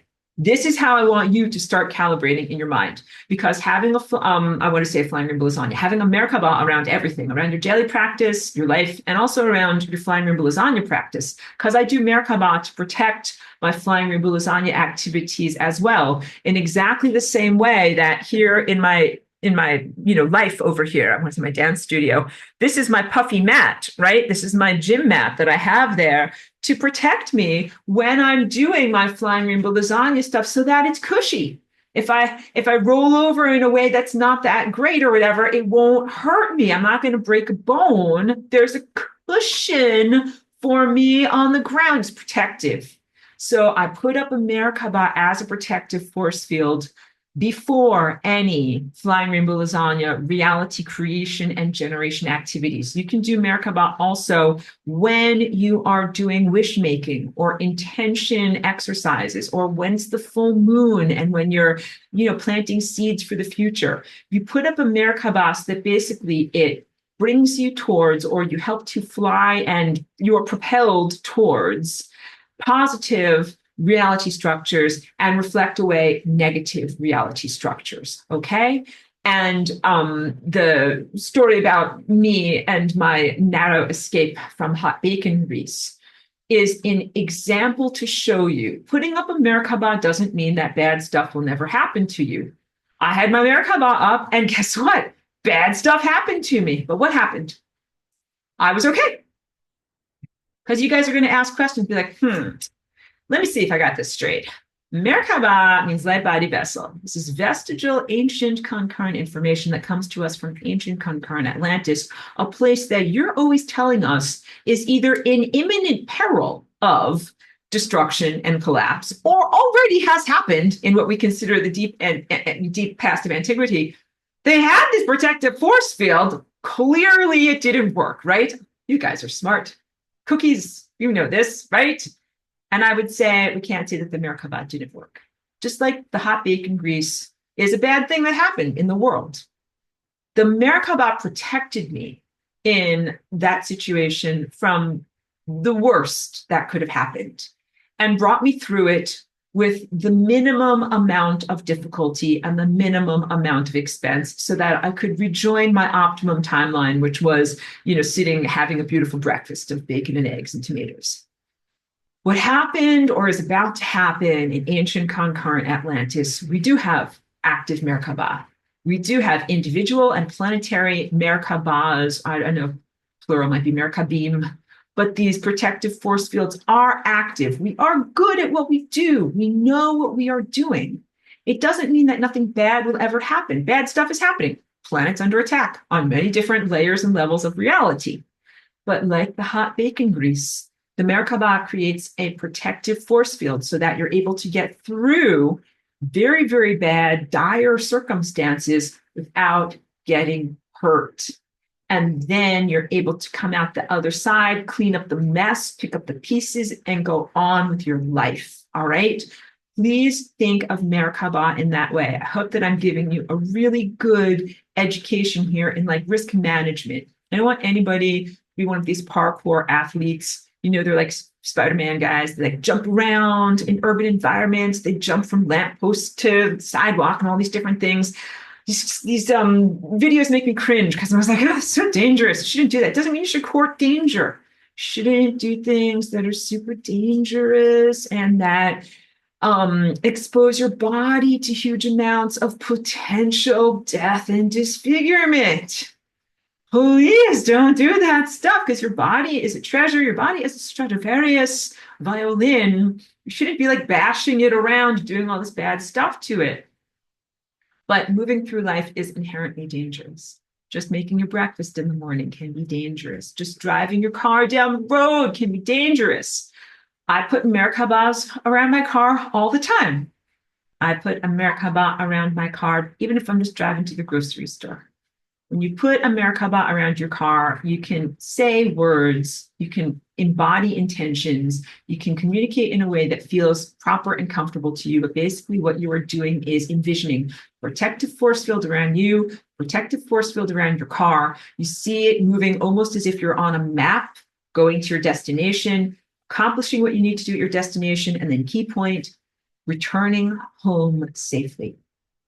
And let's say you get a flat tire. You're like, okay, I'm at coconut milk. Oh no, flat tire. Does it mean I guess God doesn't love me? I'm being punished. Or my Merkaba has fully failed. No, it doesn't mean any of those things. It means that, first of all, like if you get a flat tire at slow speeds and you're able to pull off the road safely, that's the best of a bad situation. If you're able to call the tow truck easily and they come in 5 minutes, as opposed to your phone doesn't work, you're on a dead end, there's no one around for miles, no one can hear you scream, and then someone weird comes by. Those are not happening to you. You're like, well, this happened in a well-lit place. I have my phone, I call the tow truck. The tow truck comes, and it is paid for easily. It's like, oh yes, this is all a part of your insurance, your monthly insurance that you pay for roadside assistance. You don't have to pay extra for this. Please let me help you bring your car to get your tire fixed, like your royalty, drive you to the place to get your tire fixed, and then you have the money to fix it, and then you get your new tire, and then you get back home. And so you're like, you know something? Cost you a bunch of money, it cost you a bunch of time, but you didn't get broken bones, you didn't die, you didn't hurt somebody else, you didn't drive off a cliff and end up in flames at the bottom of a whatever crevasse. The best things happen to you. And then you end up like, whatever, hug your dog or your cat while you're in your jammies at night. You're like, wow, that was a great day because I got a flat tire and then it got fixed. And this is not just coping mechanisms or recontextualization. This is really recognizing when you are flying through time, when you're an expert, how experts do star travel, you have to really see the entire array of possibilities in front of you. And you want to be going down the central road. This is the central road of awesomeness, where like everything awesome happens. There are no flat tires. There are no bacon disasters. There are only good, positive breakfasts and you going to and from your destination effectively. But to the periphery, there are peripheral, negative, unintentional timelines that you don't want to be on. And let's say you're wobbling and wavering and you end up partially on one of those timelines. A positive resolution is that you move through those events and then you rejoin with your optimum timeline. Got it? The kitchen got disastered. I wasn't hurt. Cleaned everything up. None of my roommates even saw it. Let's never speak of it again, right? Where'd all the paper towels go? Just don't ask, right? I replaced the paper towels. Rejoin with your optimum timeline. We are doing this with Atlantis. We got way blown off track, plunged down into darkness, amputated from divinity, amnesia about what the F is going on, a lot of bad stuff. But what we are going to do is rejoin with our optimum timeline. And of course, there has been, time has been lost, resources have been lost, other things have happened, but you have not been destroyed. And we're really talking about the sanctity of your soul or the integrity of your soul. Just as my body was not hurt by the bacon incident, your soul is not going to be destroyed by the corrosive signals and lies and illusions that you have been inundated with through moving through a place that has a lot of sewage, a lot of negative frequencies, a lot of pathogenic mind structures, but it is very unpleasant, definitely unpleasant. And again, right now we've been asked to devote a huge amount of energy to our shielding because the place is so inundated, but I'm doing a lot to clean it up so that at a certain point you will be able to be like, okay, not so much of the daily budget spent towards shielding now. What we can do is put some of our daily budget towards intentional reality creation. This is part 2 of what you can do with your Merkaba. So you noticed already you have the upward facing pyramid and the downward facing pyramid. When you do intentional reality creation or wish making or flying your Merkaba vehicle in the direction of a particular time event you wish to experience, what you do is you begin with your specific desires. So my upward facing pyramid contains specific desires. I always use the same examples teaching in class. Let's say I want to have ice cream. My upward facing desire says, I want ice cream. I want it to be a particular flavor. I always say Cherry Garcia. I don't eat these things, to tell you the truth. It's something I know about. Want to have it on a Tuesday. I want to have it in a blue ceramic dish. I want to eat it with a tiny spoon that is shaped like a rainbow flower. All right. And you could even go even further. You can be like, and I want to be listening to, whatever, Jimi Hendrix while I eat my ice cream. All right. That's in the specifics, the upward facing pyramid. Into the downward facing pyramid, into the core of matter, the womb of your mother, the supportive, generative structure of the cosmic loving presence. You put feeling states. You're like talking to your lover or someone who you deeply care about, and you're like, yeah, I want to feel like something a food that I have when I celebrate. You move out of specifics and out of your intellectual, rational desires, and you move into feeling states. You're like, I want to feel like the way that I felt when I was a kid, or like I'm getting a reward for something. I want to feel something that I have that's a special occasion food. I want it to be something that's like, good for a hot day. I definitely want it to be something that's sweet, like a dessert. And I want to, you put feeling states into this. You don't have to be rational. You're talking about a feeling of fulfillment or fun or having a treat, getting a reward. Okay. And that's the basics, parameters and parameters. Then you must press run on that program. I'm not a transhumanist. So when I say these things, I'm using allegories that you can relate to in the world of computer software. But we have created the parameters for reality. When you get your two tetrahedrons or tetrahedra rotating in a counterbalanced position, that's how you press run on that program. So I'm a woman. I rotate my Merkaba so that the one that sticks outward from my heart spins around to the left, and the one that sticks outward from the back of my spine spins around to the right.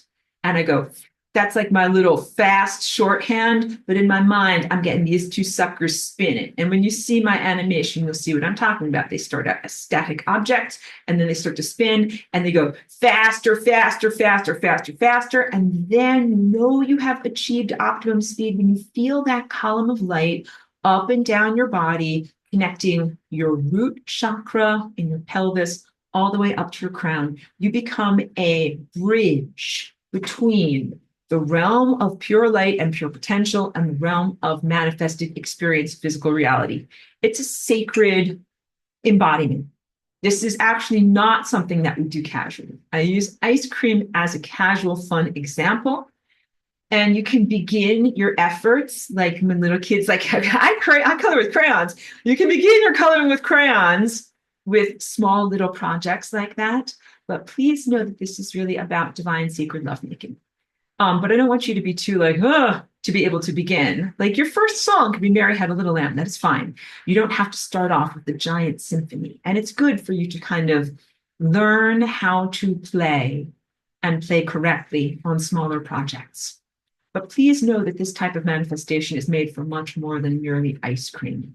It is made for the sacred activity of embodying the true timeline that you are here to embody, which may involve ice cream, but it also may involve other things too.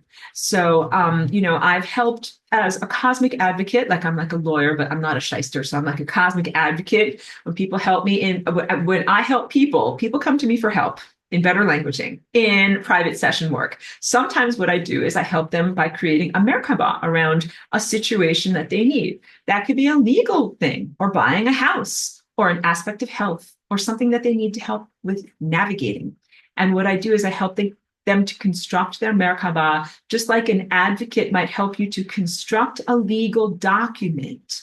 But it is, of course, your own energy and deep passion and belief that is the energy that makes the Merkaba spin, that propels you through events and brings you forward. So it is always your own empowerment, and I am a facilitator to help people to learn how to do this.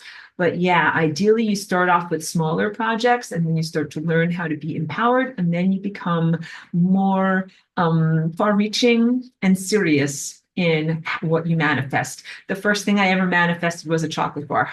Of course, in this world, like as I am here as Aurora in the past 20 years. So yeah, I had to practice becoming and embodying a Merkaba with this body in this world, with this level of sewage around us. And the sewage has only gotten worse, it hasn't gotten better. But yeah, so I have like lots of funny early Merkaba manifestation stories, not all of which I tell here on YouTube, because I must protect myself and others. All of the identities have been changed to protect the innocent. But at my different retreats and in-person sharings, I do tell these stories.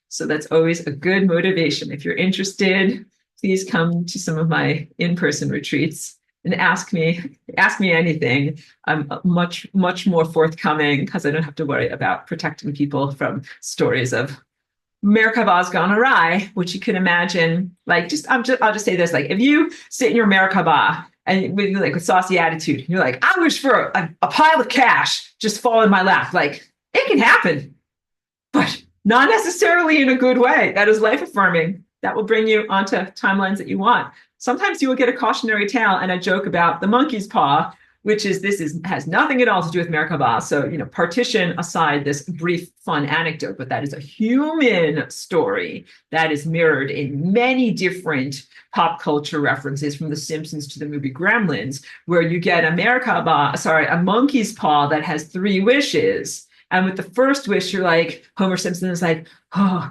I'm so hungry. I wish I had a turkey sandwich. And with this, then he gets the turkey sandwich and he's like, this turkey sandwich is pretty good, but the turkey is a little dry. Oh no. And then he spends his next wish on mustard to make the turkey less dry. And then what does everybody always end up doing with the third wish? I wish I'd never found this stupid monkey's paw, because they always regret their poorly structured wishes. So that's it. Monkey's paw, to just synopsize, is the epitome of ironic misfulfillment as opposed to correct fulfillment of wishes, dreams, and desires. So each person, I think, must go through their own innate system of soul searching as they are beginning to learn about their ability to wish and manifest, so that you are wishing not out of like self-service attitude, being a teenager, having a saucy attitude, not being attentive to the repercussions of your wishes. You have to consider all of those different types of things, but I don't want you to not wish because you're too much like bite your nails, like, am I doing it right? Am I doing it wrong? I don't want to have bad blowback. Oh no, I better not wish for anything. No. So just release all of that. Have a breath. Release all of that stuff. You're here in the world. You have a red chakra. That's your I am presence. You're like, I am. I exist. I exist in the world. I'm supposed to be here. You're supposed to be here. Also, you have all of these wonderful, innate, generative capacities. You're supposed to have them. It's like having eyes, whatever, having reproductive organs. Like, you have them for a reason. Like, you're supposed to use them. You're supposed to use them well, and you're also given a learning curve, an appropriate amount of time, where in your good nature and your best intentions, you're like trying to do the right thing. And then when you realize that you've made a mistake, you're like, that wasn't right at all. How can I fix it? Like, let's do better next time. So believe me, I learned from all of my early efforts at Merkabaing and manifesting things in this world, the do's and don'ts of this particular materialistic reality. So yeah, my first little chocolate bar that I manifested, that was like way back in 2006 when I was in Woodstock, and I was I'm not a starving artist, but like a malnourished artist.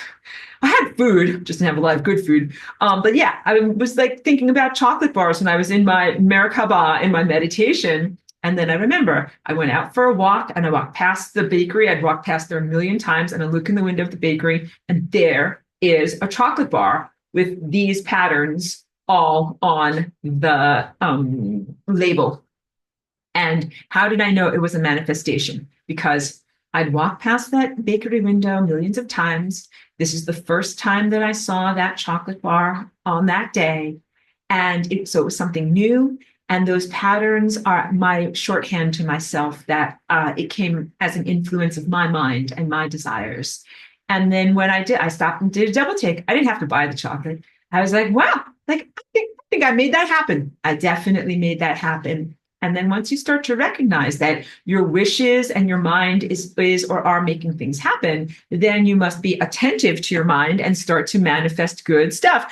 We need a little brief break. Cheeky's here. Everybody needs hugs. Everybody needs hugs and celebration. So Cheeky is a master manifester. You guys need to know this about Cheeky. Cheeky is very magical, and Cheeky has her own Merkaba and has manifested. These are the things that Cheeky has manifested in her career.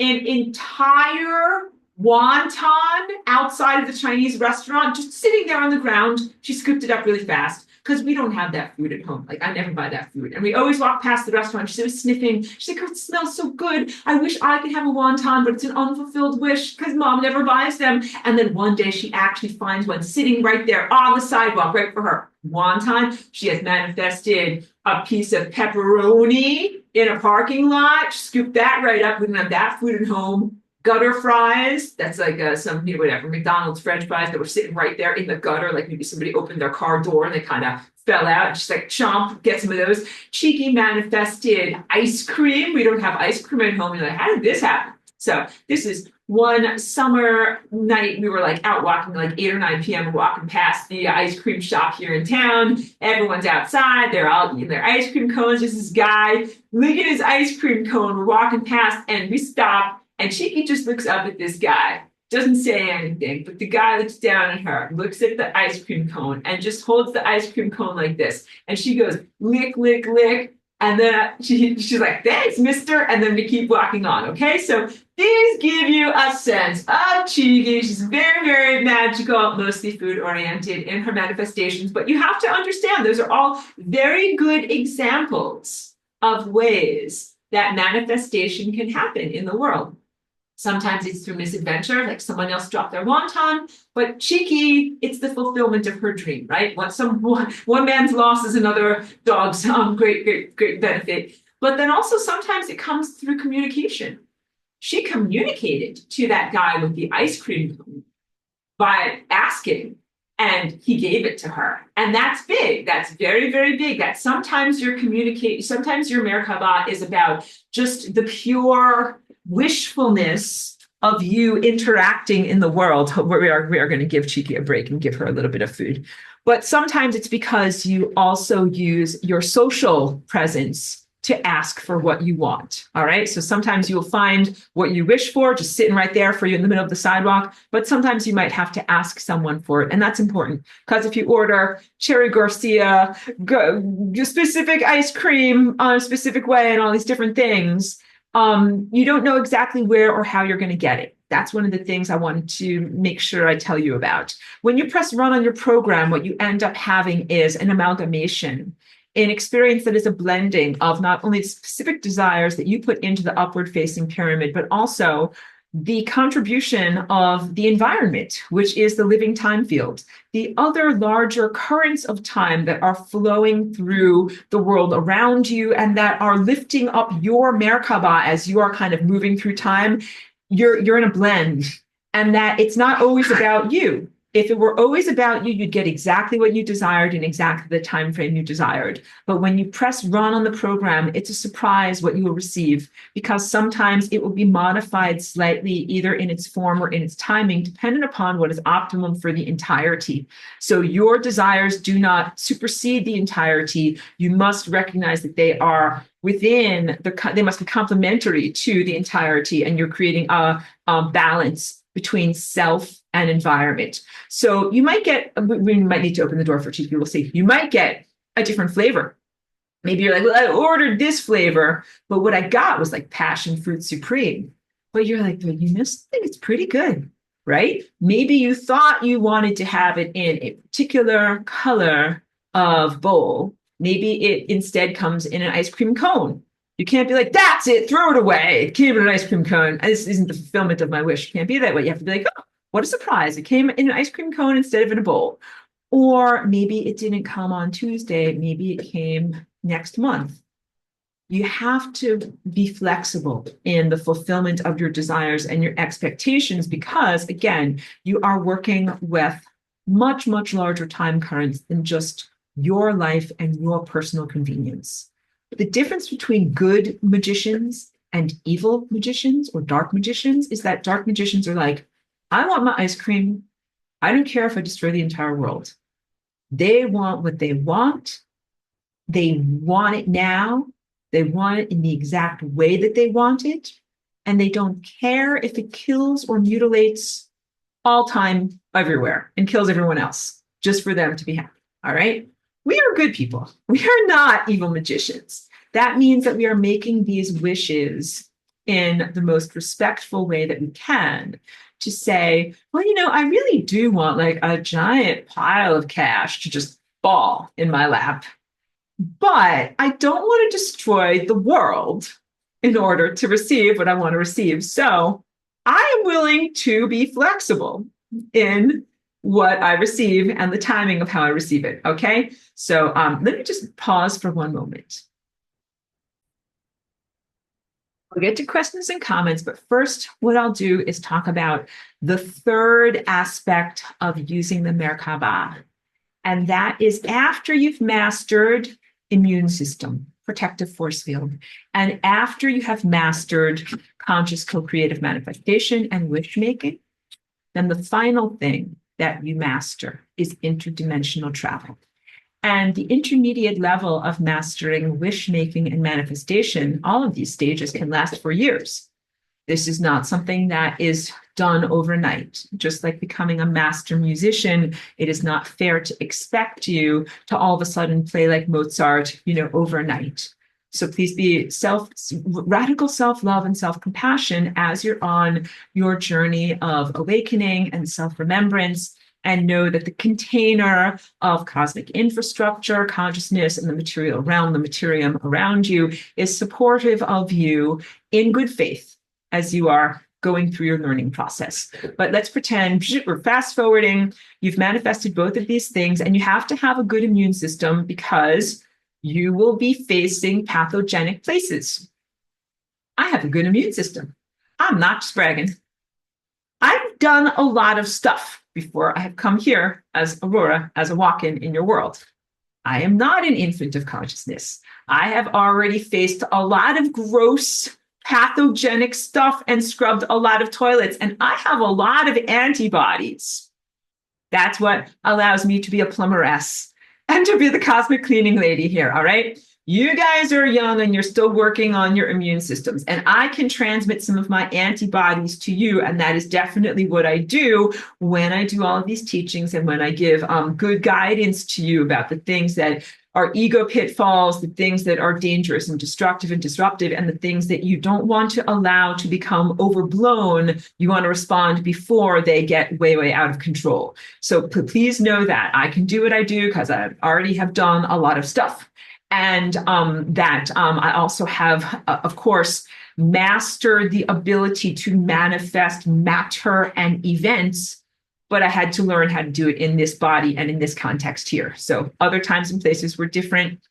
Like saying I'm a very good artist, but I had to learn how to be a painter in this world with these types of paintbrushes and with these types of paints and with the limitations of what is going on here. So that took me a little bit of time as well. And then the final thing is mastering interdimensional travel. Because when you do interdimensional travel, you will go through places that are dirty. Think like Grand Central Station.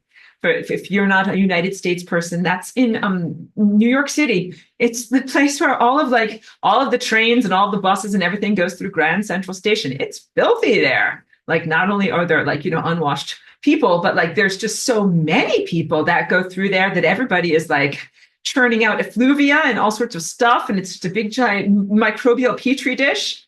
It's very dirty there. So recognize that there are some interdimensional aspects, like going through the lower astral and other transit places that you might experience, membranes, when you are moving through higher dimensional spaces that are as filthy as the New York subway. When you get home from going places, just wash your hands, because there is bubonic plague in the New York subway. I am not exaggerating.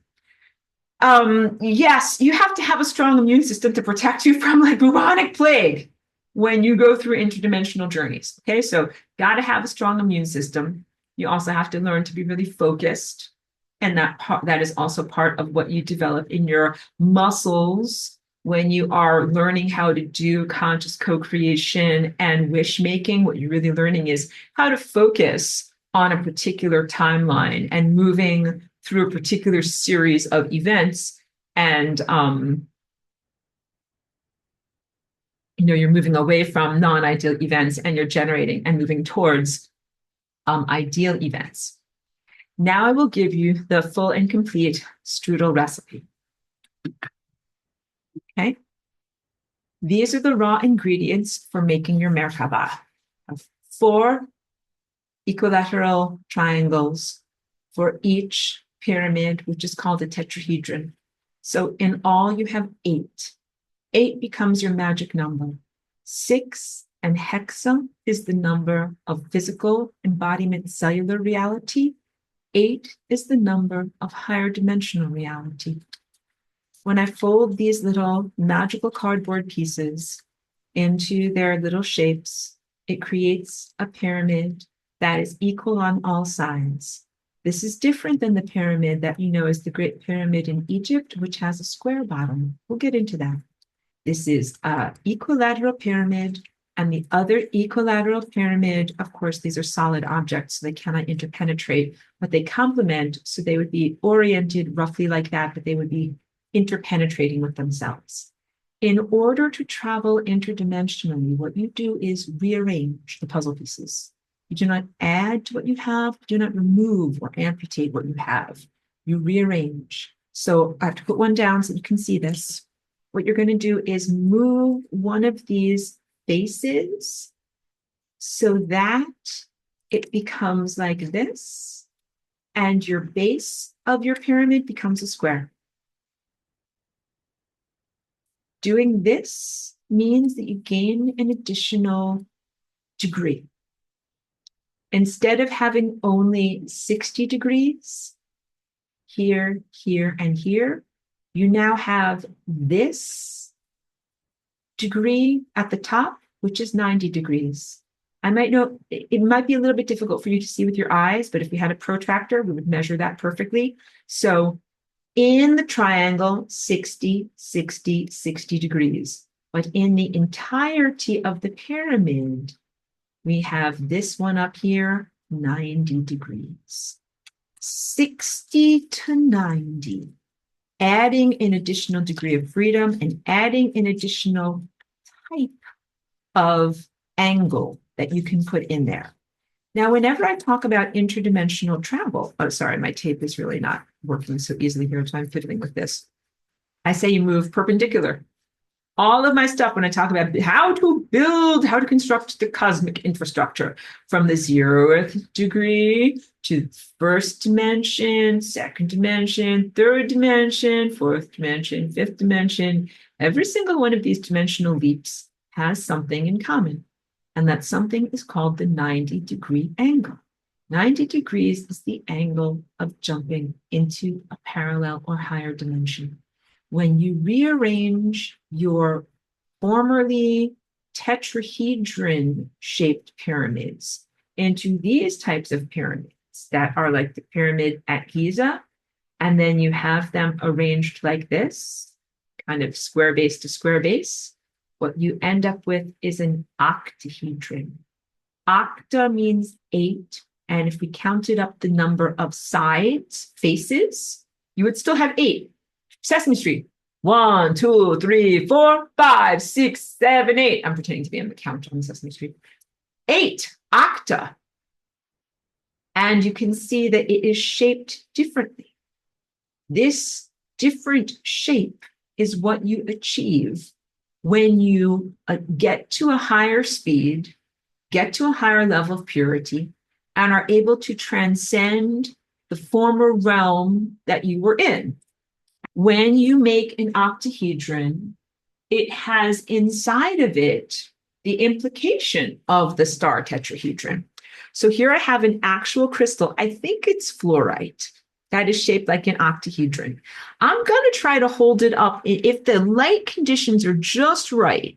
And if I hold it in front of the camera in just the right way, you might be able to see inside of the crystal. It's not really that clear. Let's try it again. See if I can use a different facet. Nope, not working. Let's try, I have a tinier one. I'm driving you crazy. This one's really tiny, but it's a clearer crystal and it sometimes works better, but it's really tiny. So everyone's going to have to really squint. Okay, clap hard for Tinkerbell that this will actually work.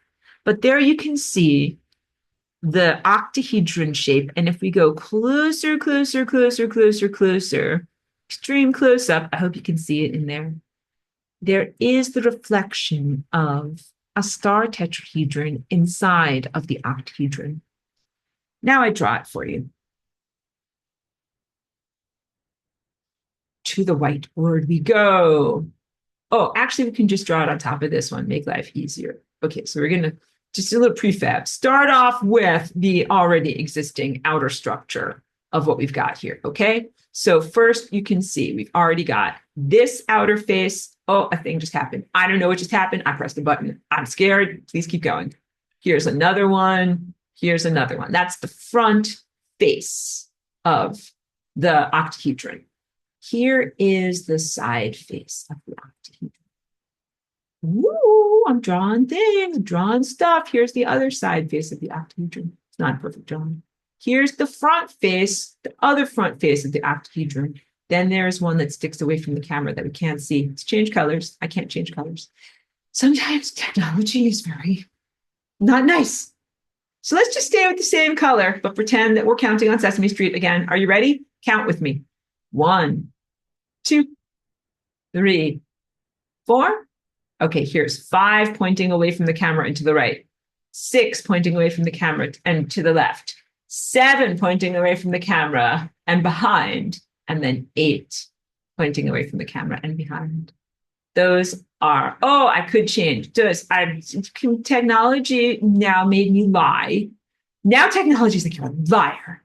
Changing colors. Counting again. 1, 2, 3, 4, 5, 6, 7, 8. 8 surfaces. There are 8 surfaces to the octahedron. But you can see when you look through the translucent faces of the octahedron, these lines that interpenetrate. So really what we are doing with this is having a shift of our perception. In order to travel interdimensionally, you shift your perception.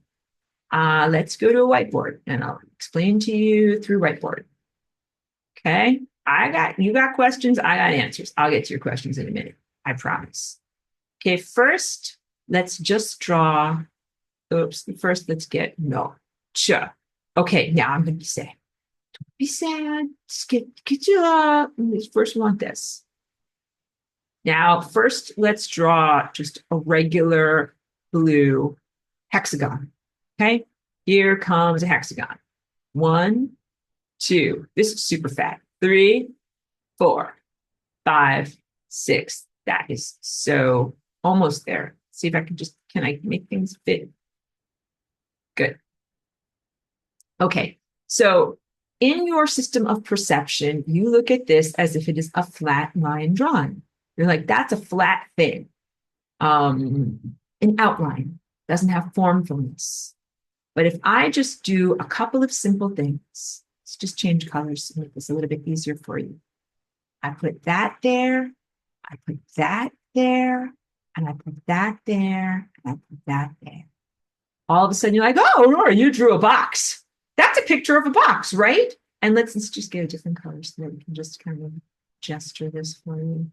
This is a pointy corner that actually sticks towards my eyeball. I'm looking at a flat computer screen, but I am reading this object as if this sticks forward towards my eyes.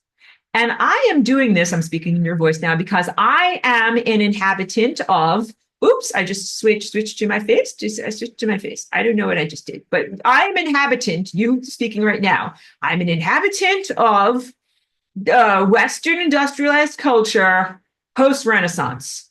And I am literate in comprehending imagery because I literally look at imagery all day long that is on either a flat television screen or a flat computer screen, and I read or interpret that flat screen as if it has depth. This is me. This is me on a flat screen. That's your phone or your computer.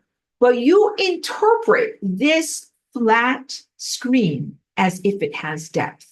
You look at this area where I'm putting my hand as if it goes back, back, back behind me. You look at that sculpture with your system of visual interpretation as being behind my head because it is small. You want me to run across the room and people see? Here, run across the room and see. Look. The sculpture is bigger than my head. My head is little. My head just got little. The sculpture is big. Here I am running and getting closer to you. As I run and I get closer to you, oh, wait, look at that. Now my head is bigger than the sculpture because I'm so silly. I know I have to act this out. You have a visual system of interpretation that you have developed post-Renaissance and in the industrialized world, where you are able to have depth perception and contextualization based upon one-point perspective. Dun, dun, dun, dun. Let's have art class. Everybody relax. I'm not going to make you do math anymore. Class, now we are going to talk about art history. We're going to talk about the Renaissance. I like how they say the Renaissance. It sounds very fancy.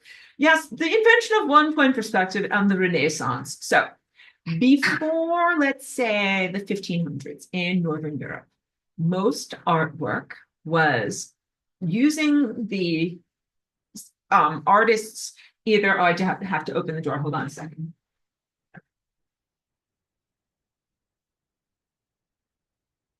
Either the piece of paper or the canvas or the piece of wood that the artist was drawing upon as if it is a flat thing. And this is all sometimes described as an icon. When you look at artwork that is made in that way, it is stylistic, not realistic. That means that a person's nose is not actually shaped like a nose. Sometimes it's just shaped like kind of an L shape going out to the side. And you're like, that doesn't really look like a nose. Like my kid could paint like that. Or let's think about the Egyptians. Everything is done in perspective, like side perspective. Their feet are all facing to this side or to this side. It's like, people's feet don't really look like that. Exactly.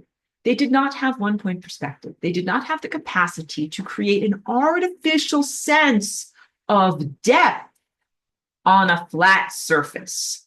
So guys, a flat surface is two-dimensional. Depth is three-dimensional. We have mastered in our perception the concept of adding an additional dimension known as depth through our interpretation system whenever we look at something flat. We know that you don't just look at something as a flat surface. You have to look into it and through it as if it is a window. You're looking at this computer or this phone screen as if it is a window, and you're looking through it. And here's Aurora. Aurora is in the foreground. Then there's an art stool in the midground. Then there's a window and a sculpture in the background. And your eyes learned far, far away, somewhat far away, very, very close. Okay? That's because you grew up in this time and place. But people who didn't grow up with perspective had to learn. That was what the artwork of the Renaissance was all about. So like Mona Lisa, if you look at Mona Lisa, you've got here's Mona Lisa and she's sitting here like this. Then you've just got kind of like a cloudy, amorphous landscape behind her. They had mastered foreground, but everything else was just kind of like blah, background. As artists of the Renaissance got better with their drawing skills, they mastered the ability to make it look like maybe there's a road going into the distance, or a piazza, or plants, or a mountain very, very far in the background. They had to master that as painters, and they also needed to bring the viewer on a journey.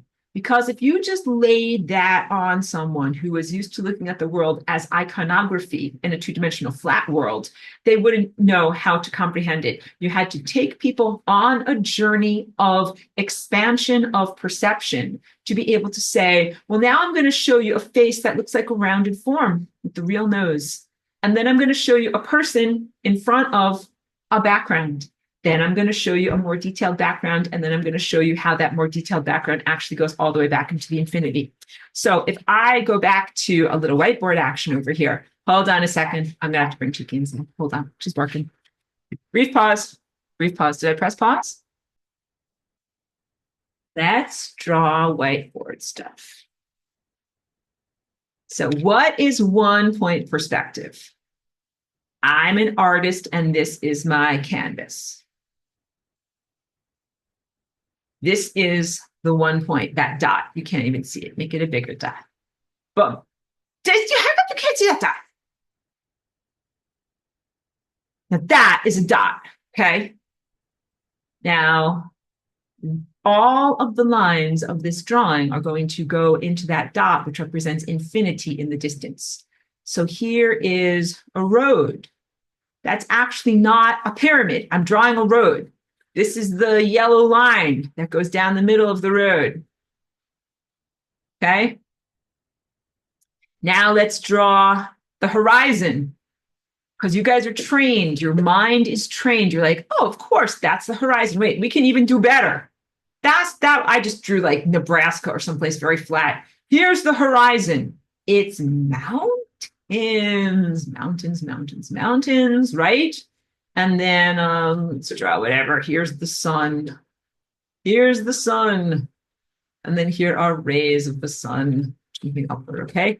All right, so when I show you this, you know how to read this painting. You know how to interpret. Let me just get a different color over here so that you don't get confused. You know how to interpret these lines here as if they are going off into the distance. You look at this entire rectangle or square as if it has depth.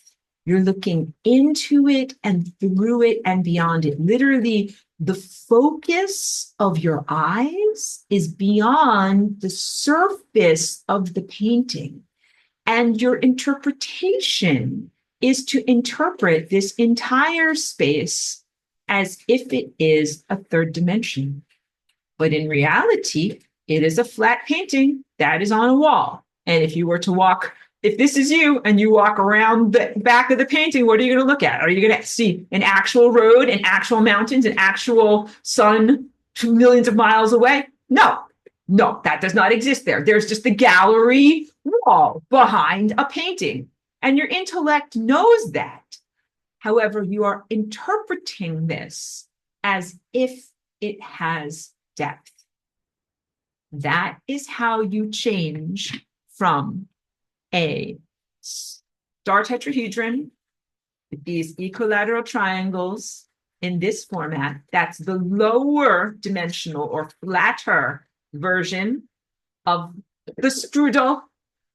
And then it is the transformation into this format that is the addition of the next dimension, the access of the 90-degree angle, and the ability to travel interdimensionally that angle gives to you. And it is 100% a leap of perception.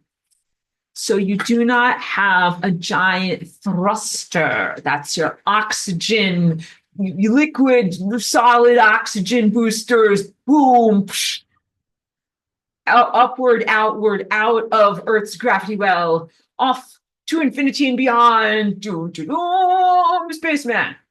That is not what you have. You know what you have? A shift in your mind. It's not that impressive. It's not a big, giant, burning, flaming, phallic candle that like jumps off of the surface of the planet. It is an internal event. And that internal event is a shift. Just like when you go from looking at something that is a flat hexagonal polygon means multi-sided shape, into a cube. And what we're doing is taking this shape, which is essentially a cube. Now it's not the fanciest sculpture. It is made out of kids' clay, but I made it like 20 years ago. This sucker's an antique. I'm telling you. If I hold it just right, you can kind of start to see. I'm trying to show you it's shaped like a cube. All right. So there's 4 of these lobes that are in the front, and then here's 4 to the side. It's very hard to do with 4 to the side and then 4 to the top. All right. So this is shaped just like a cube. If I hold it in just the right way, boom, you see there are 6 radial spokes that go around, 1 that is pointing towards the camera, and 1 that is pointing away from the camera. The one that's pointing away from the camera is the one that I'm holding onto here. The full strudel recipe. This shape is the negative space of this shape. This shape is the shape of time, the shape of your chakras. The orange lobed shapes are these shapes where I'm putting my pen right now. And so you're seeing, look, 1, 2, 3, 4. But what I really just traced was the 4 that are in front, because you know that there's going to be 4 in the back. 1, 2, 3, 4.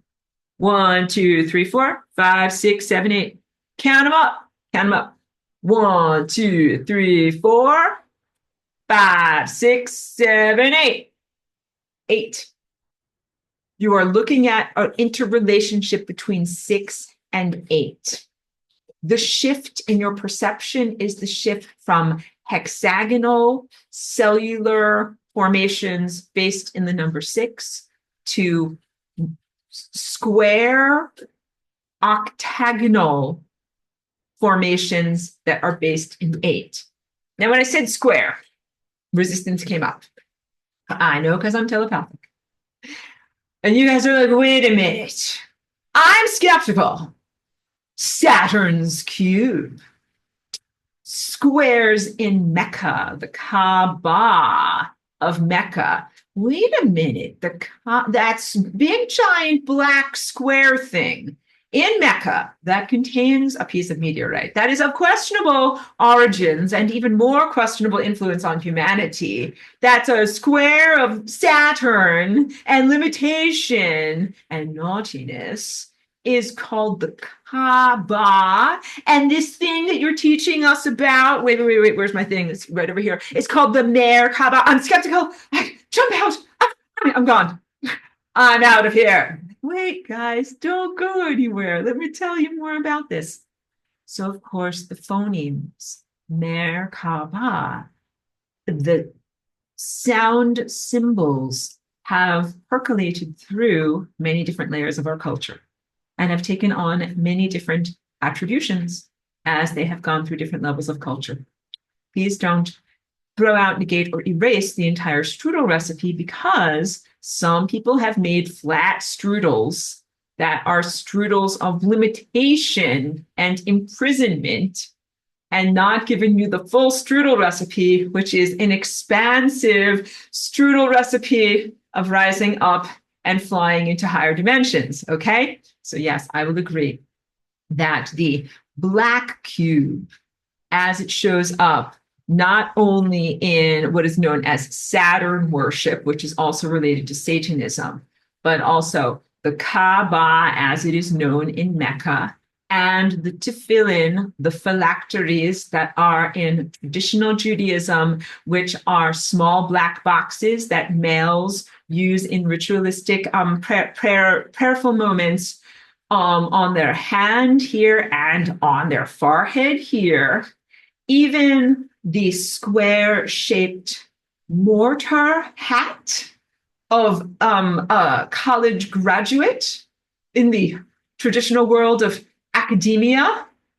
All of these symbolic black cubes represent reduction of consciousness and not expansion of consciousness. So your skepticism is well placed. Again, don't be put off by the way that cube has been used in a diminished way to make you less empowered.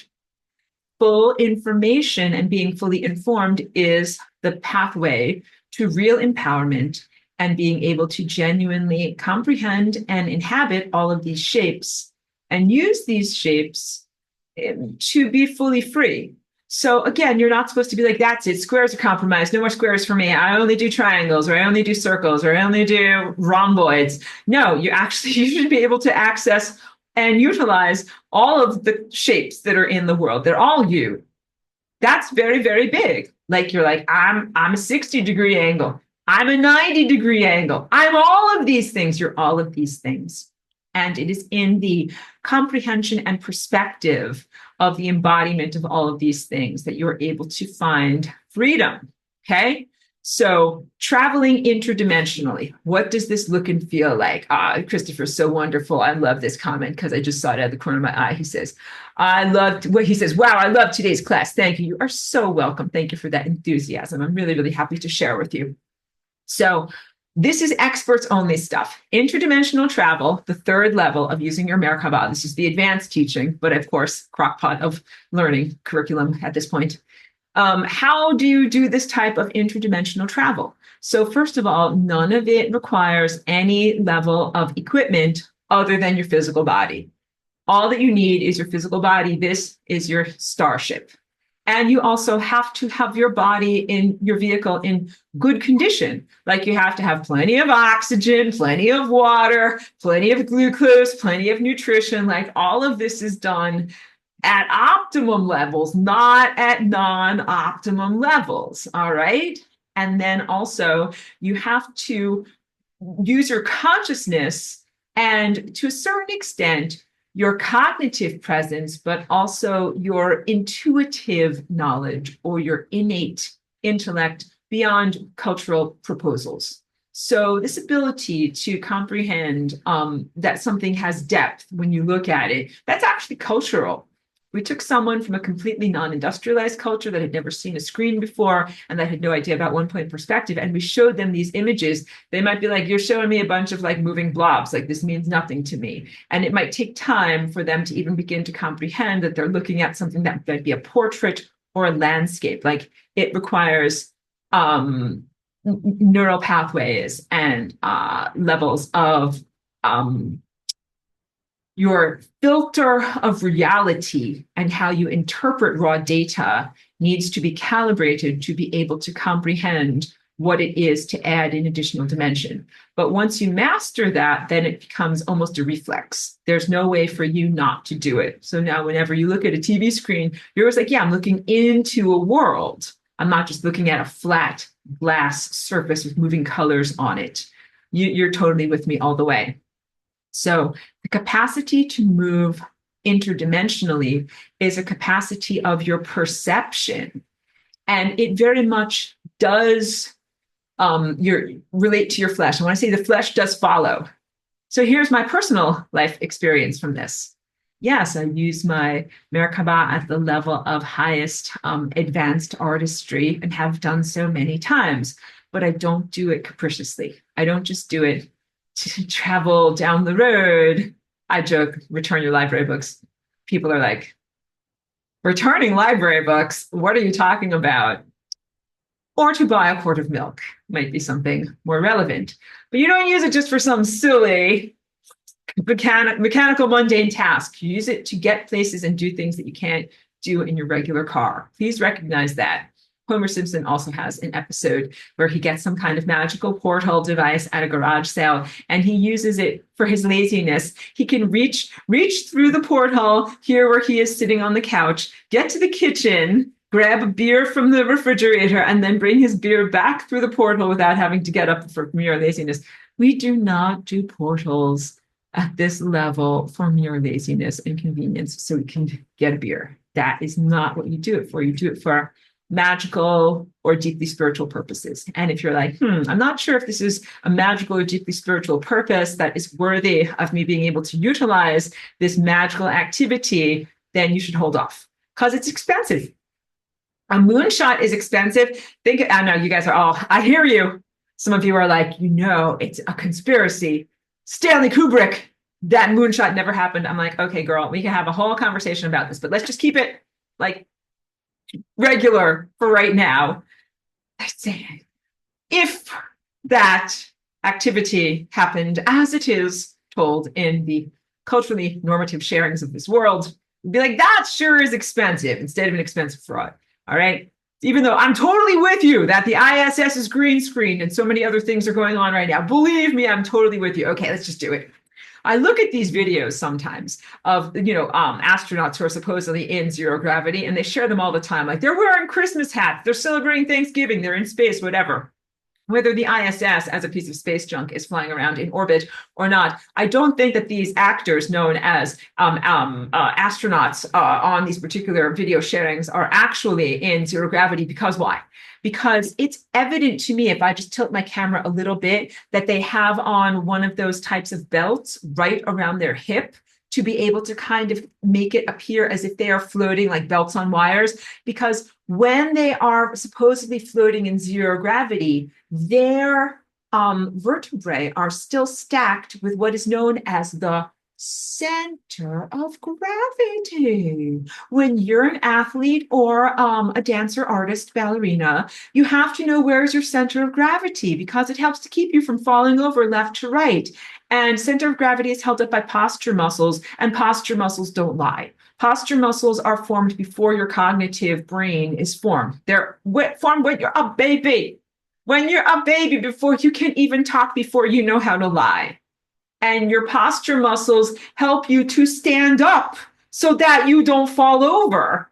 And they help you to know where is your head in relationship to your pelvis so that you don't fall over. And all of these actors called astronauts that are in their green screen harnesses are holding their heads over their pelvises as if they have a center of gravity, but they're supposedly floating there in space. But their heads just magically float above their pelvises as if they have a center of gravity. I know.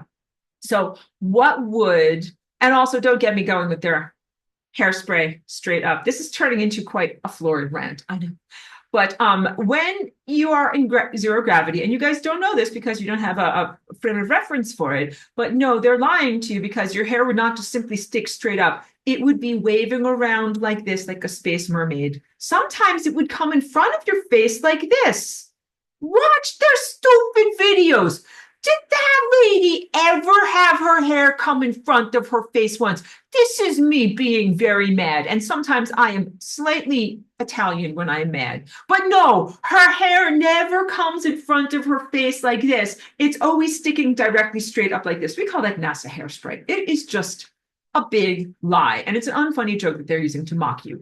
But no, if you were genuinely in zero gravity, your hair would be flying and floating all around you, all like this. And then you know what your spine would be shaped like. I have to take off my my little hoodie to be able to show this. So, okay, wait, and also I'm on my walking machine here, so I'm trying not to. So here's my spine like this, right? Center of gravity like this. But if I were in space, my torso would be elongated. You can't see. My torso would be elongated. My behind would stick out, my thorax would expand, my chest would come forward, and I would be bent slightly forward like this. My head would not have to be stacked up in front of my pelvis. You'd be leaning forward like this with your hair flying all in front of you. And then sometimes they will show you on these fake green screens, the person has a belt like this and they're like, oh, now I'm going to fly over here and perform a science experiment, okay? So then what you see is you see them tilt at the waist, but their spine and their posture is still straight. What should happen is their spine should go like this. Instead of their spine being straight like this, their spine should be like this. And it's not. Okay, we all just need to take a moment. Aurora's wrath. We all just need to take a moment. Thank you for allowing me that rant. Okay. But because, I joke about space diapers, they are being fraudulent. Here's where I really am becoming like angered. It's not just about hairspray or something like that. Not just about mocking you. It really is the sense of not being honest about the levels of technology that are available in our world and I call them actors and actresses that are in these green screen places that are pretending to be in a low gravity environment.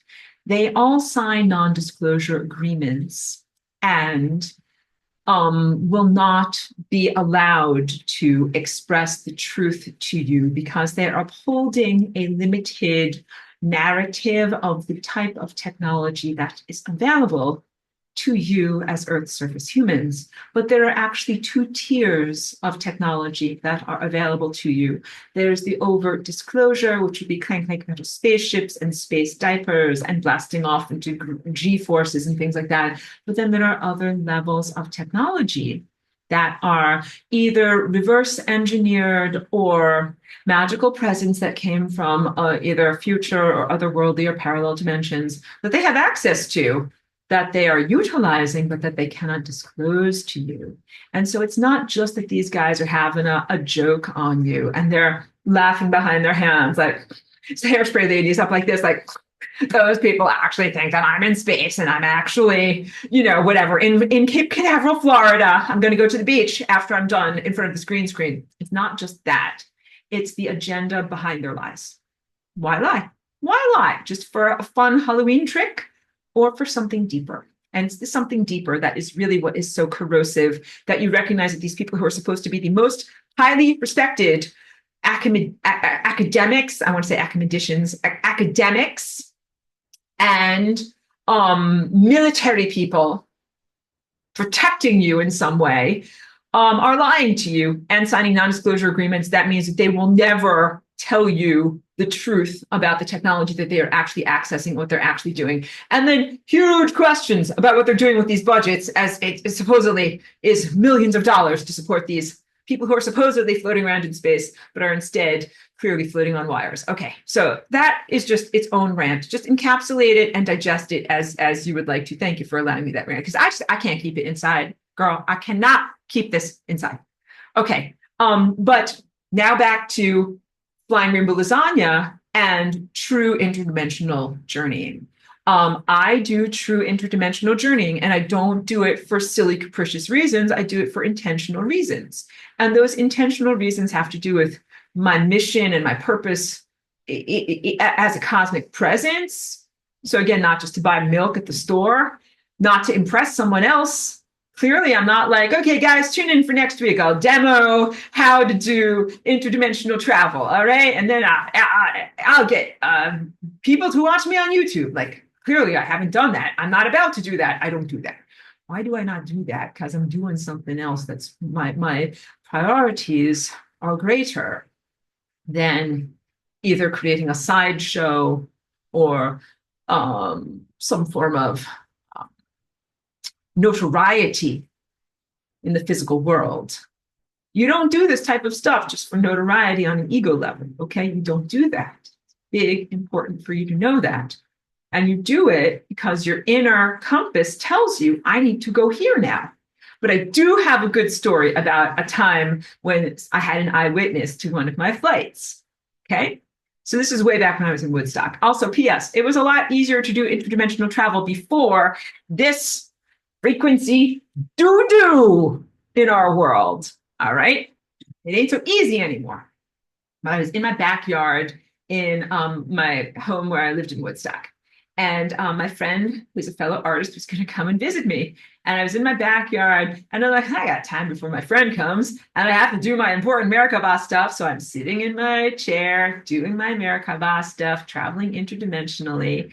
And I could see the backyard, and I could see the door. I could see my friend come out of the building and look at the backyard, and he looked directly where I was sitting.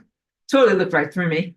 Looked to the left, looked to the right. And was like, kind of turned around and started to leave.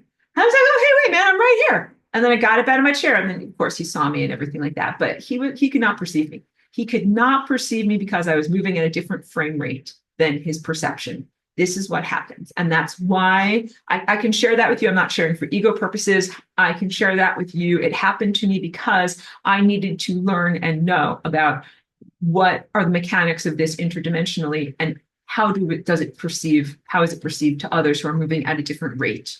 So when you get your Merkaba going, in a certain amount of forcefulness and momentum, you disengage from physical reality. Just like your car has a transmission where you have like drive, neutral, and reverse. When you go into your Merkaba, you're going into neutral. You are disengaging the gears of your chakras from the time structures of reality. And other people who are in drive or in reverse, they're in the world engaged in those time structures. And they literally can't perceive those of us who are in the moment in a quantum indeterminate state disengaged from those time structures. So just know that it's that type of travel that is based upon perception, that others may or may not be able to actually see you, and that also it can happen this quickly. Be like, I just traveled interdimensionally. I just got there and back. Boy, are my arms tired. I just flew in. Boy, are my arms tired. Again, like the story contact, you might have traveled in what feels like subjective time, many moments or many hours, and experienced an enormous amount. To an outside observer or to objective time measured on a clock, you might only have traveled for a moment. Yes, we are reminded of William Blake's visionary poem, Auguries of Innocence, which is to see heaven in a grain of sand and feel eternity in an hour. And that is his description of the psychedelic state. Psychedelics rev you up. I am not telling you to take psychedelics. Please be safe with your brain. If you take psychedelics, don't drive anywhere, and hydrate. And also clean your house first. Don't take your psychedelics first and then because you're gonna look around at your house and be like, this place is a mess. I need to clean up first. Not that I take these things, but I know. But no, when you take psychedelics, what happens is your inner time metabolism disengages from reality. You go into neutral and you rev up super duper fast, and you're experiencing a different level of reality. And you can feel as if years have gone by, even when only an hour has happened on the clock in objective time. And that is the type of interdimensional travel that we're starting to talk about. But of course, psychedelics are a molecular helper, or like your training wheels on a tricycle.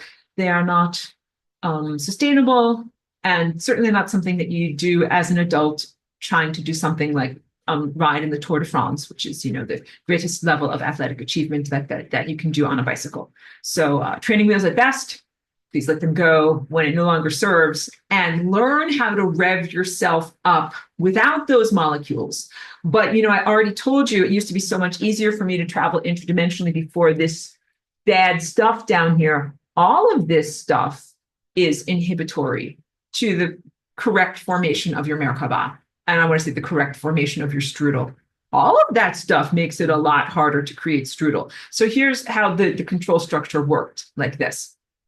Initially, all of this information about the flower of life and the Merkaba and the star tetrahedron, it had to be held in trust for you, not because you weren't worthy of it, but because if this information were made available to the general public, the control structures, meaning like the suppressive Catholic Church, other forms, the Inquisition, other forms of academic and religious suppression, and even political suppression of these levels of personal empowerment would have wiped it out of existence. So mystery schools exist in order to hold this information in trust in a stasis field until it is ready to come forward into the general population. And it does so when you need it to grow, and also when it's not going to be eradicated.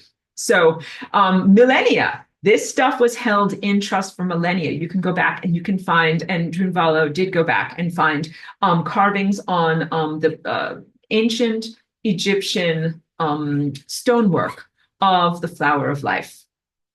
And it means that the people of that time, maybe even up to 20,000 years ago, maybe even earlier, pre-pharaonic Egypt, were well aware of these shapes and their profundity and their impact on consciousness and using them as a map to get to the higher dimensions. And the information had to be held in secret at a certain point because if it were formally spoken about, they'd be like, oh, yeah, this is a little bit too much. I think we're going to burn all these scrolls. Like, let's burn the library at Alexandria or torture all these people, kill them all, behead them all, because they all know about this. These things have happened. I'm smiling because it's horrible. But these very, very bad things have happened in your world.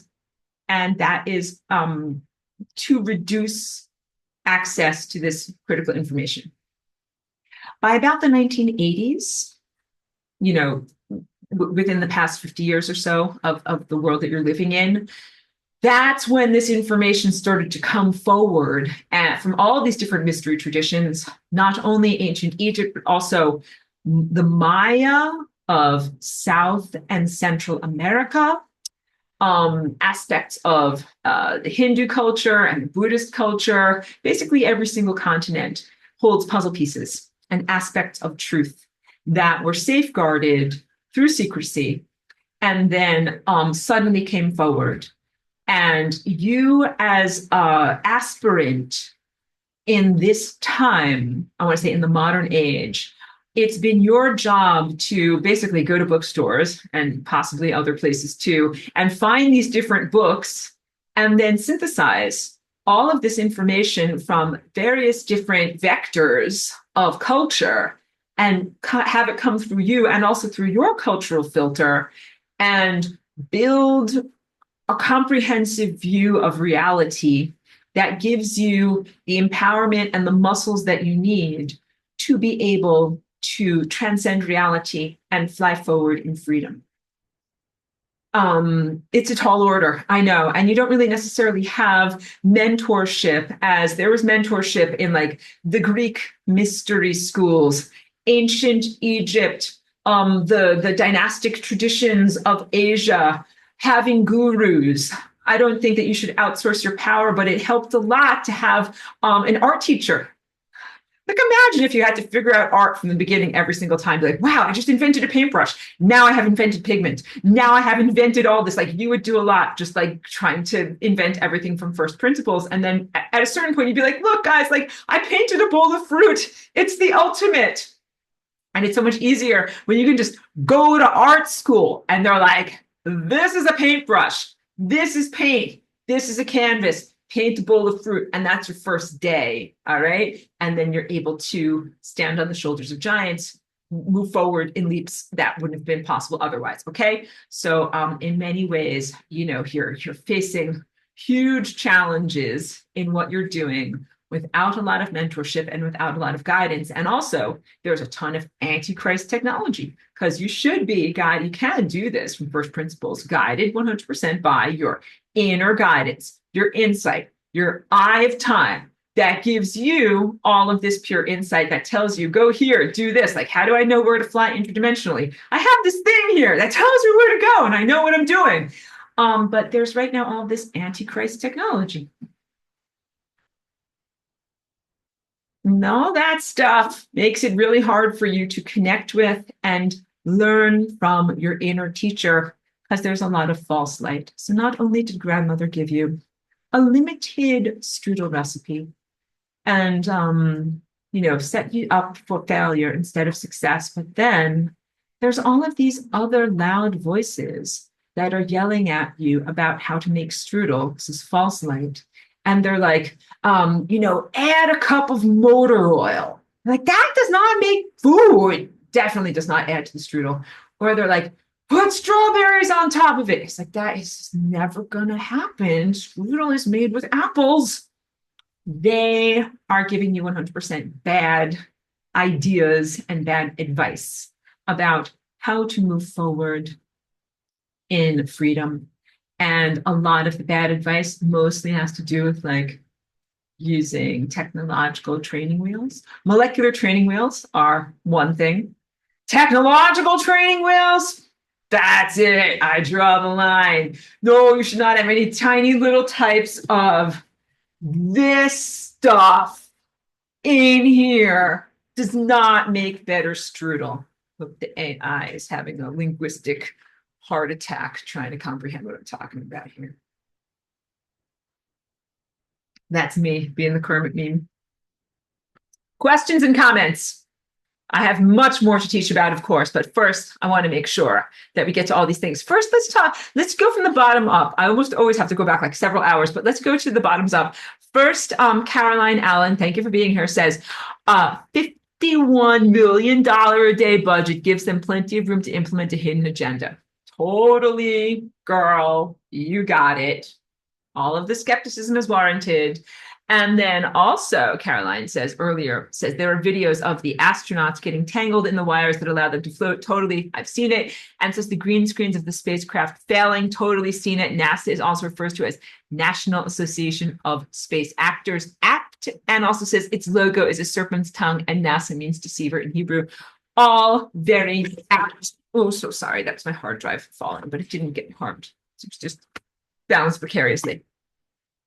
All valid critiques of NASA, the organization, and we are skeptical of NASA and skeptical of its budget because of those very things that I have said.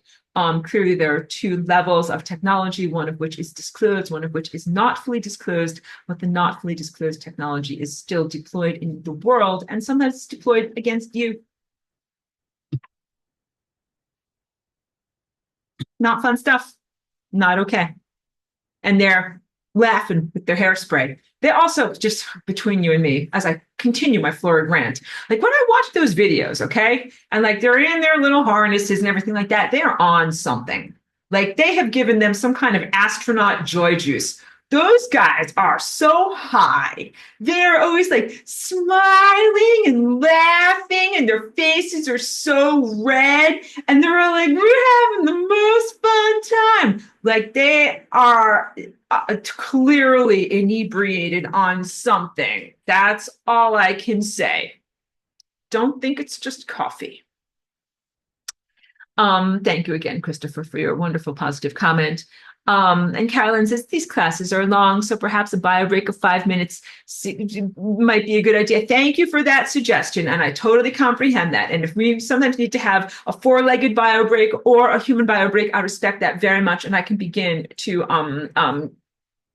schedule that into my classes going forward. Caroline says, do the specific ratios expressed in one's pyramid start position relative to the other start position need to be maintained in the rotating structures? Or does the spinning happen so rapidly that it makes maintaining each pyramid's position relative to the other unimportant? So that's a great question. So when we're starting out, we have one pyramid that for me, this one is shaped like this.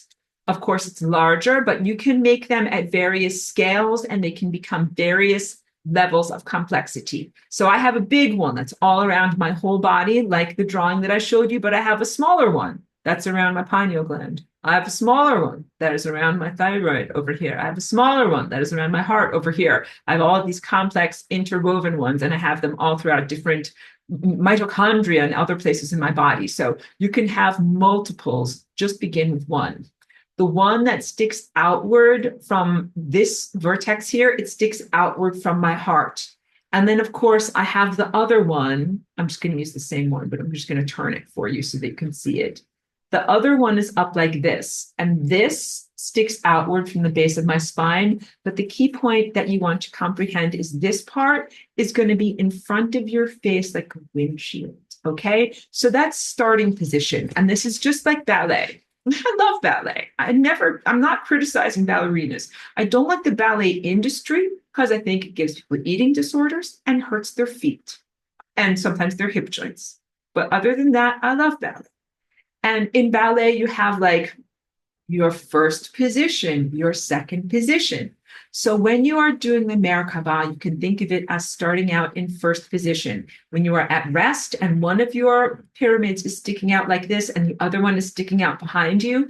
And then as you get them spinning, yes, they will have a relative distance between themselves that is the same relative distance that they had at the beginning. So if they were 2 units apart, then they will stay 2 units apart, but they will be both spinning fast. So what you don't want to do is have like one of your pyramids is stuck and get the other one spinning really, really fast. That's not what you want.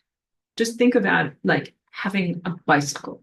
You want to have your bicycle wheels coordinate so that they're both moving in tandem or complementary functions. And same thing with the bicycle gears that connect the wheels. You want all of these things to be moving in complementary patterns. So the actual ratio of how fast things are moving actually is measurable and it is computational. Like you can compute it and determine, am I moving at like 2 rotations or 3 rotations or 4 rotations, but I don't want you to have to do math. When you're a ballerina and you're spinning around, you're like, whirl, twirl, twirl, twirl, and then I'm done and I curtsy. You don't have to have a protractor and be like, did I twirl 60 degrees or did I twirl 65 degrees? You have an inner calibration that begins to tell you when you have spun around the right number of times. And that is how you will calibrate for your Merkaba activities as well. You will be able to feel when you have, let's say, done a full rotation. You will also be able to tell. So when you're doing your Merkaba, you will end up having one series of vertexes rotating around at heart level or at shoulder level, the other one rotating around at the level of the base of your spine or at pelvis level, right? Kind of at the crests of your pelvis. You'll have them here and here. When you do your Merkaba, you will be able to tell, what if this one starts to go tilty? What if this one starts to get tilted? You don't want that. You want them to be beautiful, perfect, parallel, balanced forms. And it actually does matter how far away they are from one another. So it would not be optimum if they were this close. That would be an out of balance Merkaba. It would not be optimum if they were this far apart, not optimum. Your body and your anatomy is perfectly calibrated. That is why you have your shoulders here, and then this is roughly where the crest of my hip is. And then here is my belly button. This to this with this right here. That is optimum. And this is why I also tell you guys, like, as you're going through your journey of self-love and, learning about who you are in the world and the miracle of your body, at a certain point, you will never want to be any different than your body and who you are. You won't be like, oh, I wish I was shaped like that person. I wish I was shaped like that person. You'll be like, wow, my body proportions are sacred and divine. And my Merkaba exactly reflects the truth of my spiritual body. It is beyond the magazines or entertainment industries standards of what is beauty. Your beauty will be defined by the perfect symmetry of your energy force fields. So beautiful, very, very good question. So the synopsis short answer is that, yes, the calibrations matter a lot. The number of revolutions matters a lot. It matters in the same way that, like, when you're playing an instrument, a musical instrument, or playing a sport, that the way that you're using your body is essential to the success of either hearing beautiful music or making a basket. But how you achieve your goal is not through calculation.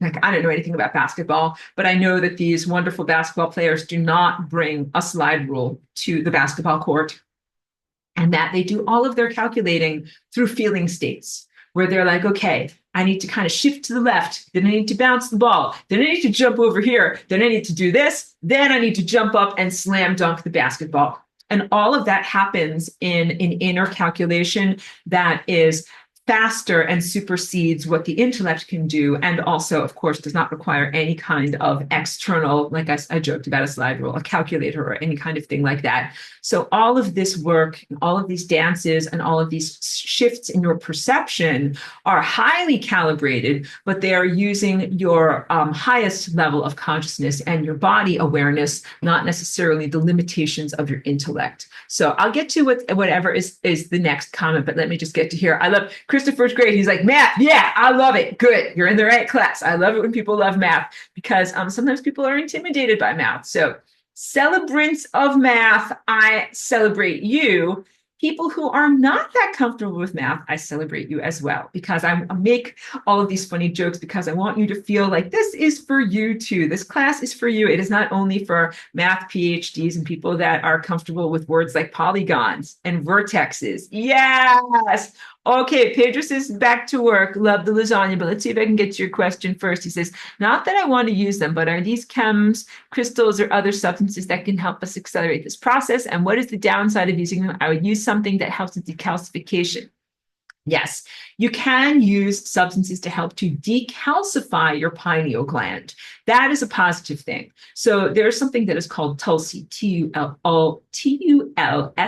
which is also known as holy basil. That is supposed to help to remove calcium from the pineal gland. Calcium is there as a end result of fluoridosis, which is fluoride exposure, because when fluoride comes into your body, it goes into your bones and it releases calcium. And the calcium is like, I'm looking for some soft tissues where I can go. And it goes into your pineal gland as well as other soft tissues, which is also not that great for your soft tissues, like your joints and stuff like that. So the Tulsi helps to remove calcium from pineal glands, which can get gummed up or a bit junked up from that type of stuff. That can help. So here are some ways that you can help optimize your pineal gland beyond taking molecular helpers that are tricycle wheels. That would be things like psilocybe cubensis, ayahuasca, ibogaine, combo. Sorry, I'm trying to think of any of these other different types of hallucinogens and structures that what those molecules do is they overcharge your pineal gland. The reason why it's not that great to do that is because, like, let's say you're a farmer and you're like, yeah, I'm a tomato farmer. I just want to grow a bunch of tomatoes. I'm just going to pour DMT on the soil and I'm just going to get like a super skinny plant with no leaves, nothing, and then one giant tomato at the top. That's a DMT trip.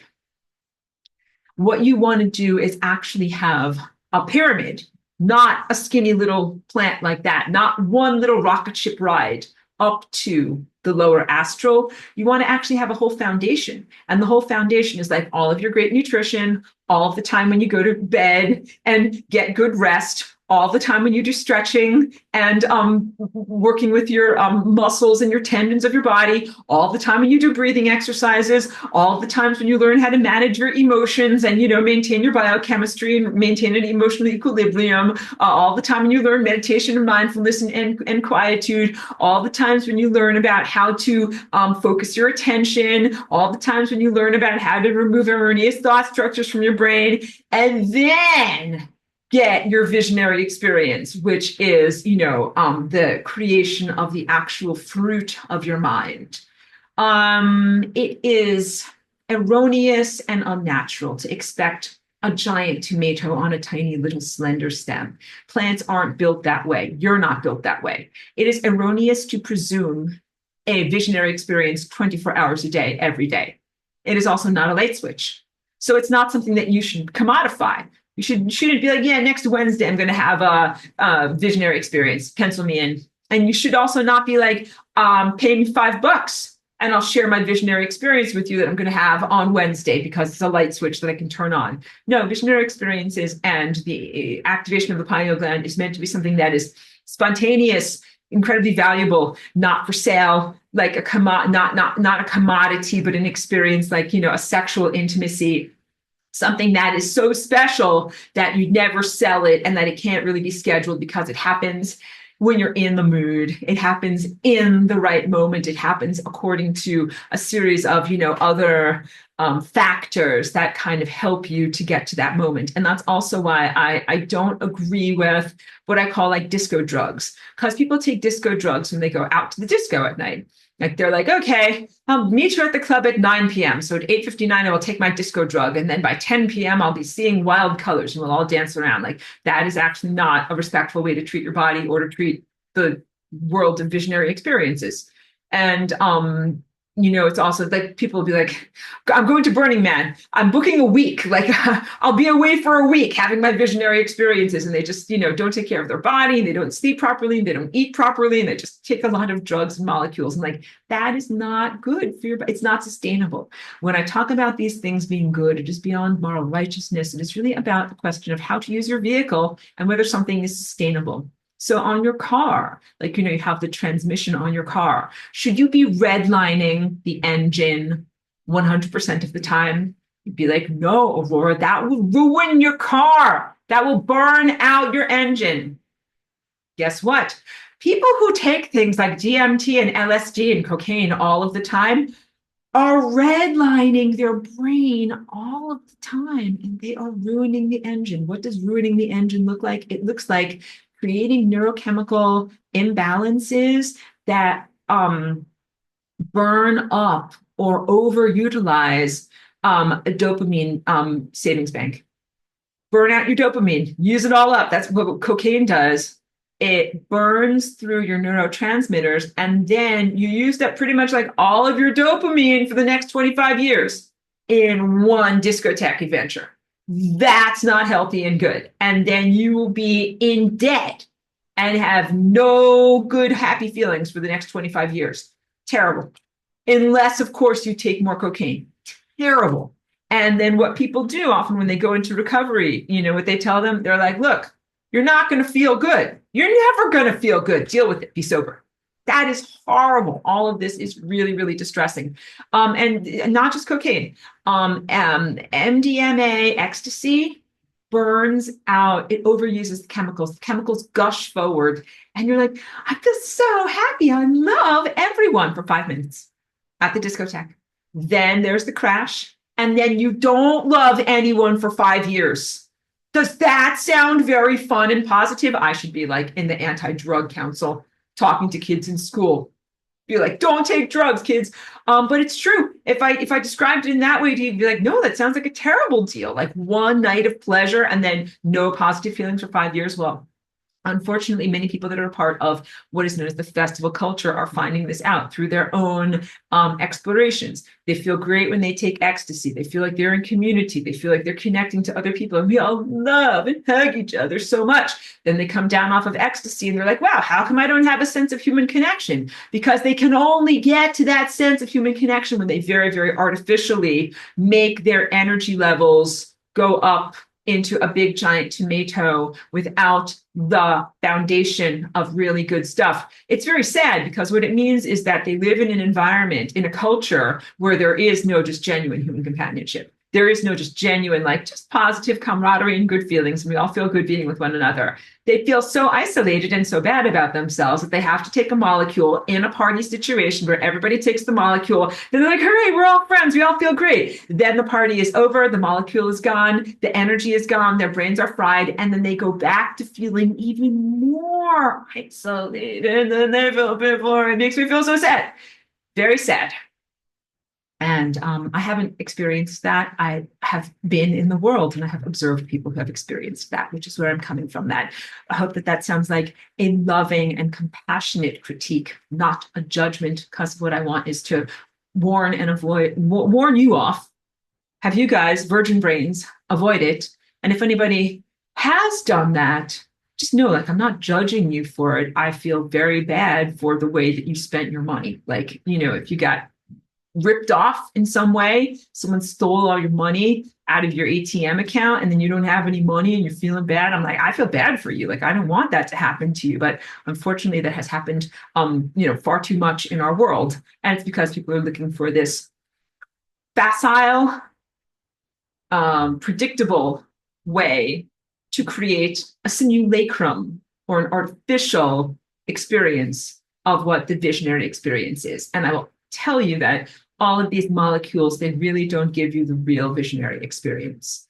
They really don't give you the foundation of nourishment and truth. When you have the real visionary experience, you receive information that is, first of all, custom tailored to you and exactly what you need.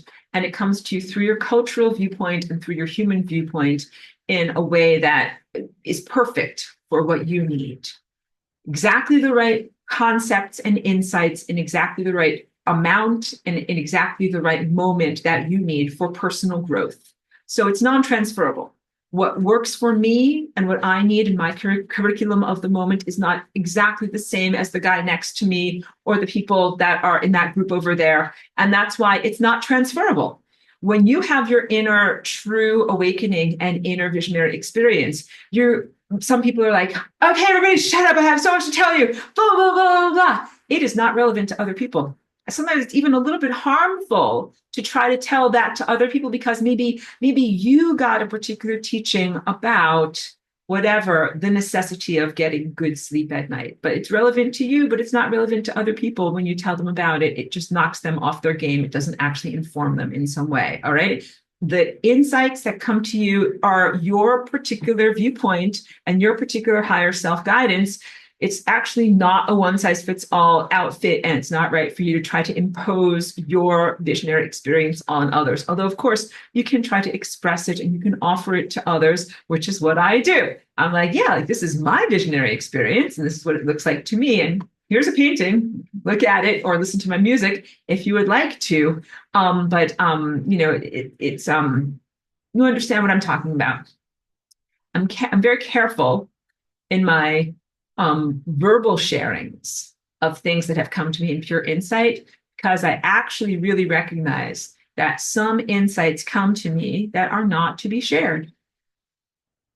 Just like there are some things that you do with your intimate partners that you're not supposed to talk about, not because it's bad, wrong, or evil, or because the Inquisition will oust you from heaven for talking about them, but because it's private. Private is different than shameful, okay? And each one of us is supposed to have our own private rapport with higher consciousness, with God, with the cosmic infrastructure. And there are some things that are some insights that are deeply held things that are just for you. And you don't blab about them and talk about them with others. And it's just the way it is. But then with me, there are some things that are forward facing that I have insights about that I'm like, oh yeah, this is definitely for me to share with other people. I have to wrap it up in 2 minutes because I have personal session that I will help someone with in half an hour. So yes, some of the things that I receive through my inner vision, I don't talk with you guys about because it's just about guiding me on my journey. And some things I have in my inner vision are very much for the public to know about. That's like my class that's called the Path of Light, that I specifically had those insights to be able to share with others. And that's the challenge. So yeah, my artwork and my music, these are things that came to me specifically because they're like, tell everyone about it. I'm like, okay, I'll tell everyone about it. But then there's some other stuff that I'm just like, that is just for me. And I'm not going to tell anyone about it. And it's really nobody's business but my own. Please be the same way with your own inner awakening and respect people, their process. Some stories, I call them medicine stories. They are teaching, healing for personal growth, edification, transformation. You don't share them with everyone. Some of them you do not put on YouTube. You do not write them as a blog. You might only ever occasionally share them with maybe 1 or 2 trusted confidants in your life. And that is appropriate. And those people might not share them with anyone else. And it's not required that they are written in a billboard. You don't need that level of validation when you have a true inner experience. I will also tell you that when people do this molecular journeying with, mushrooms or different forms of brew, ayahuasca and other stuff like that, a lot of the time what they're seeing is just visuals. It's just garbage. I'm sorry. I don't mean to diminish you guys. But how can I say this? Because I'm not in someone else's mind, but like from the artwork that I see that comes from those experiences, a lot of the times I'm like, that is really just the brain moving amidst itself. And unless your brain is perfectly calibrated, it's just going to be like nonsense talking to nonsense, creating more nonsense.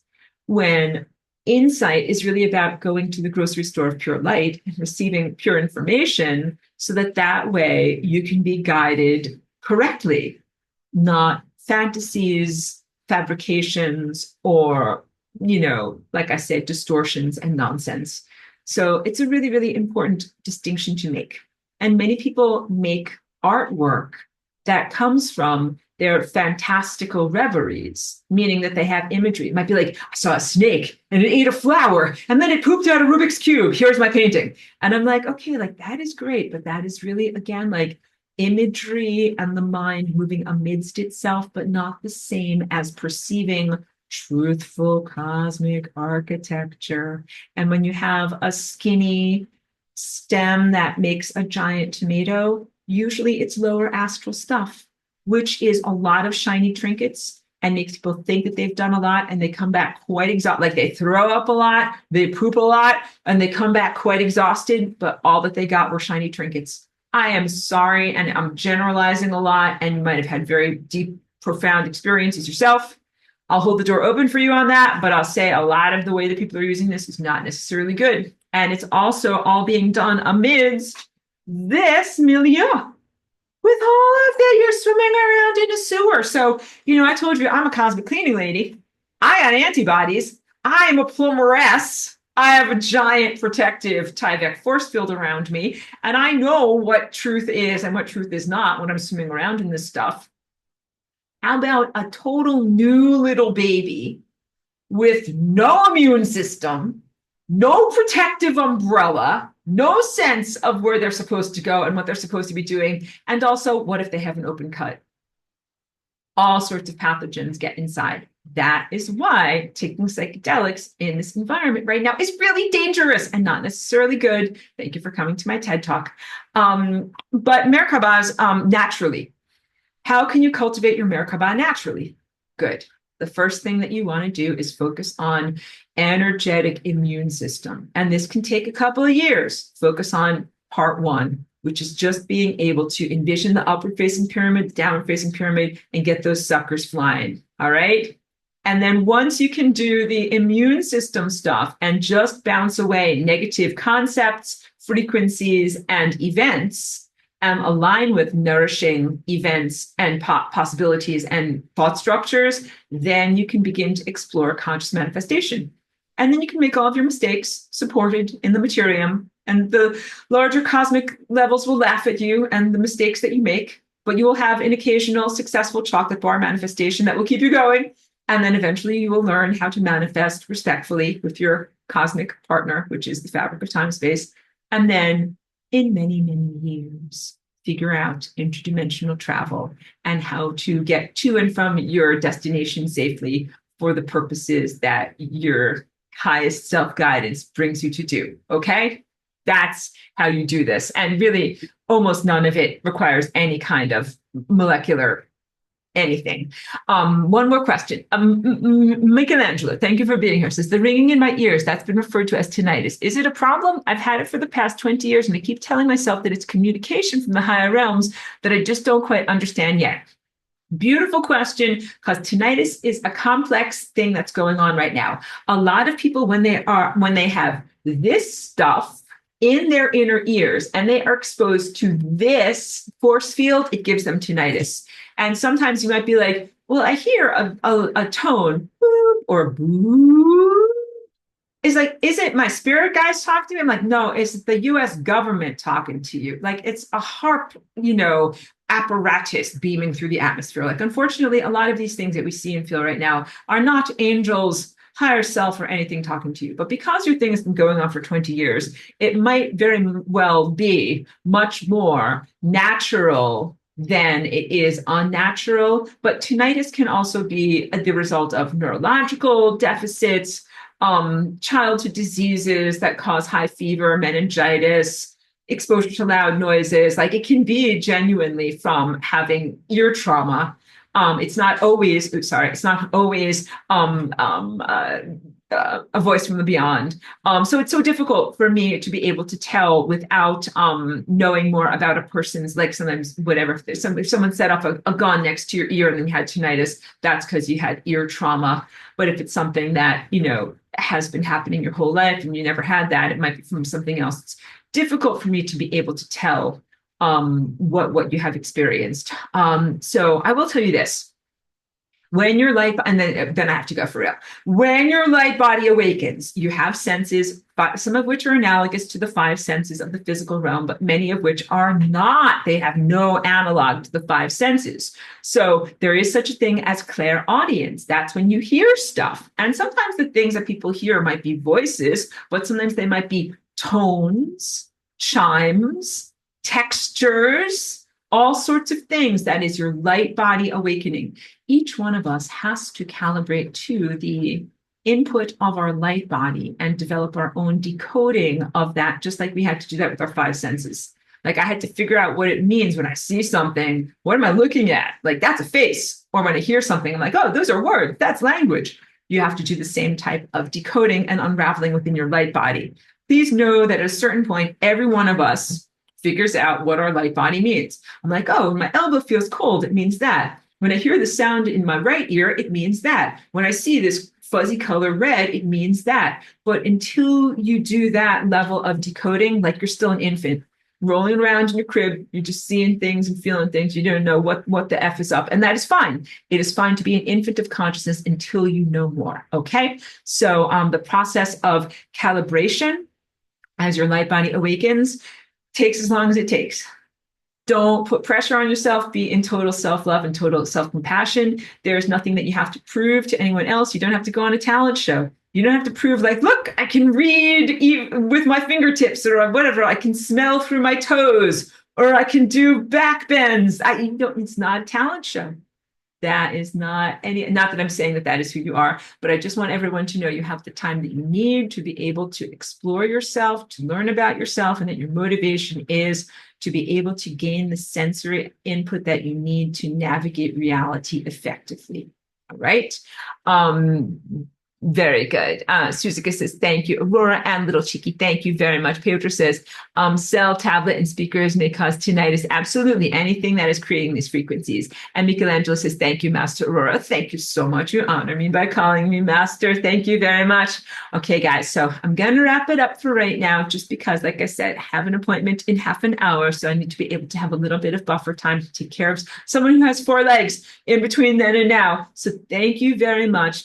Beautiful, beautiful class. And remember, this is technically level 1 of All About the Merkaba, but there is level 2 where we will focus even more on some of the higher dimensional aspects of expertise and the advanced uses. We're always going to empower you. Caroline says, amazing, wonderful class. Great. Thank you for that. And you're so very welcome. Beautiful. Thank you, as always. Thank you for all of your wonderful questions, comments, and participation. You are literally the best people on earth. Thank you for being in my class and listening to what I have to share. Thank you very much, everyone.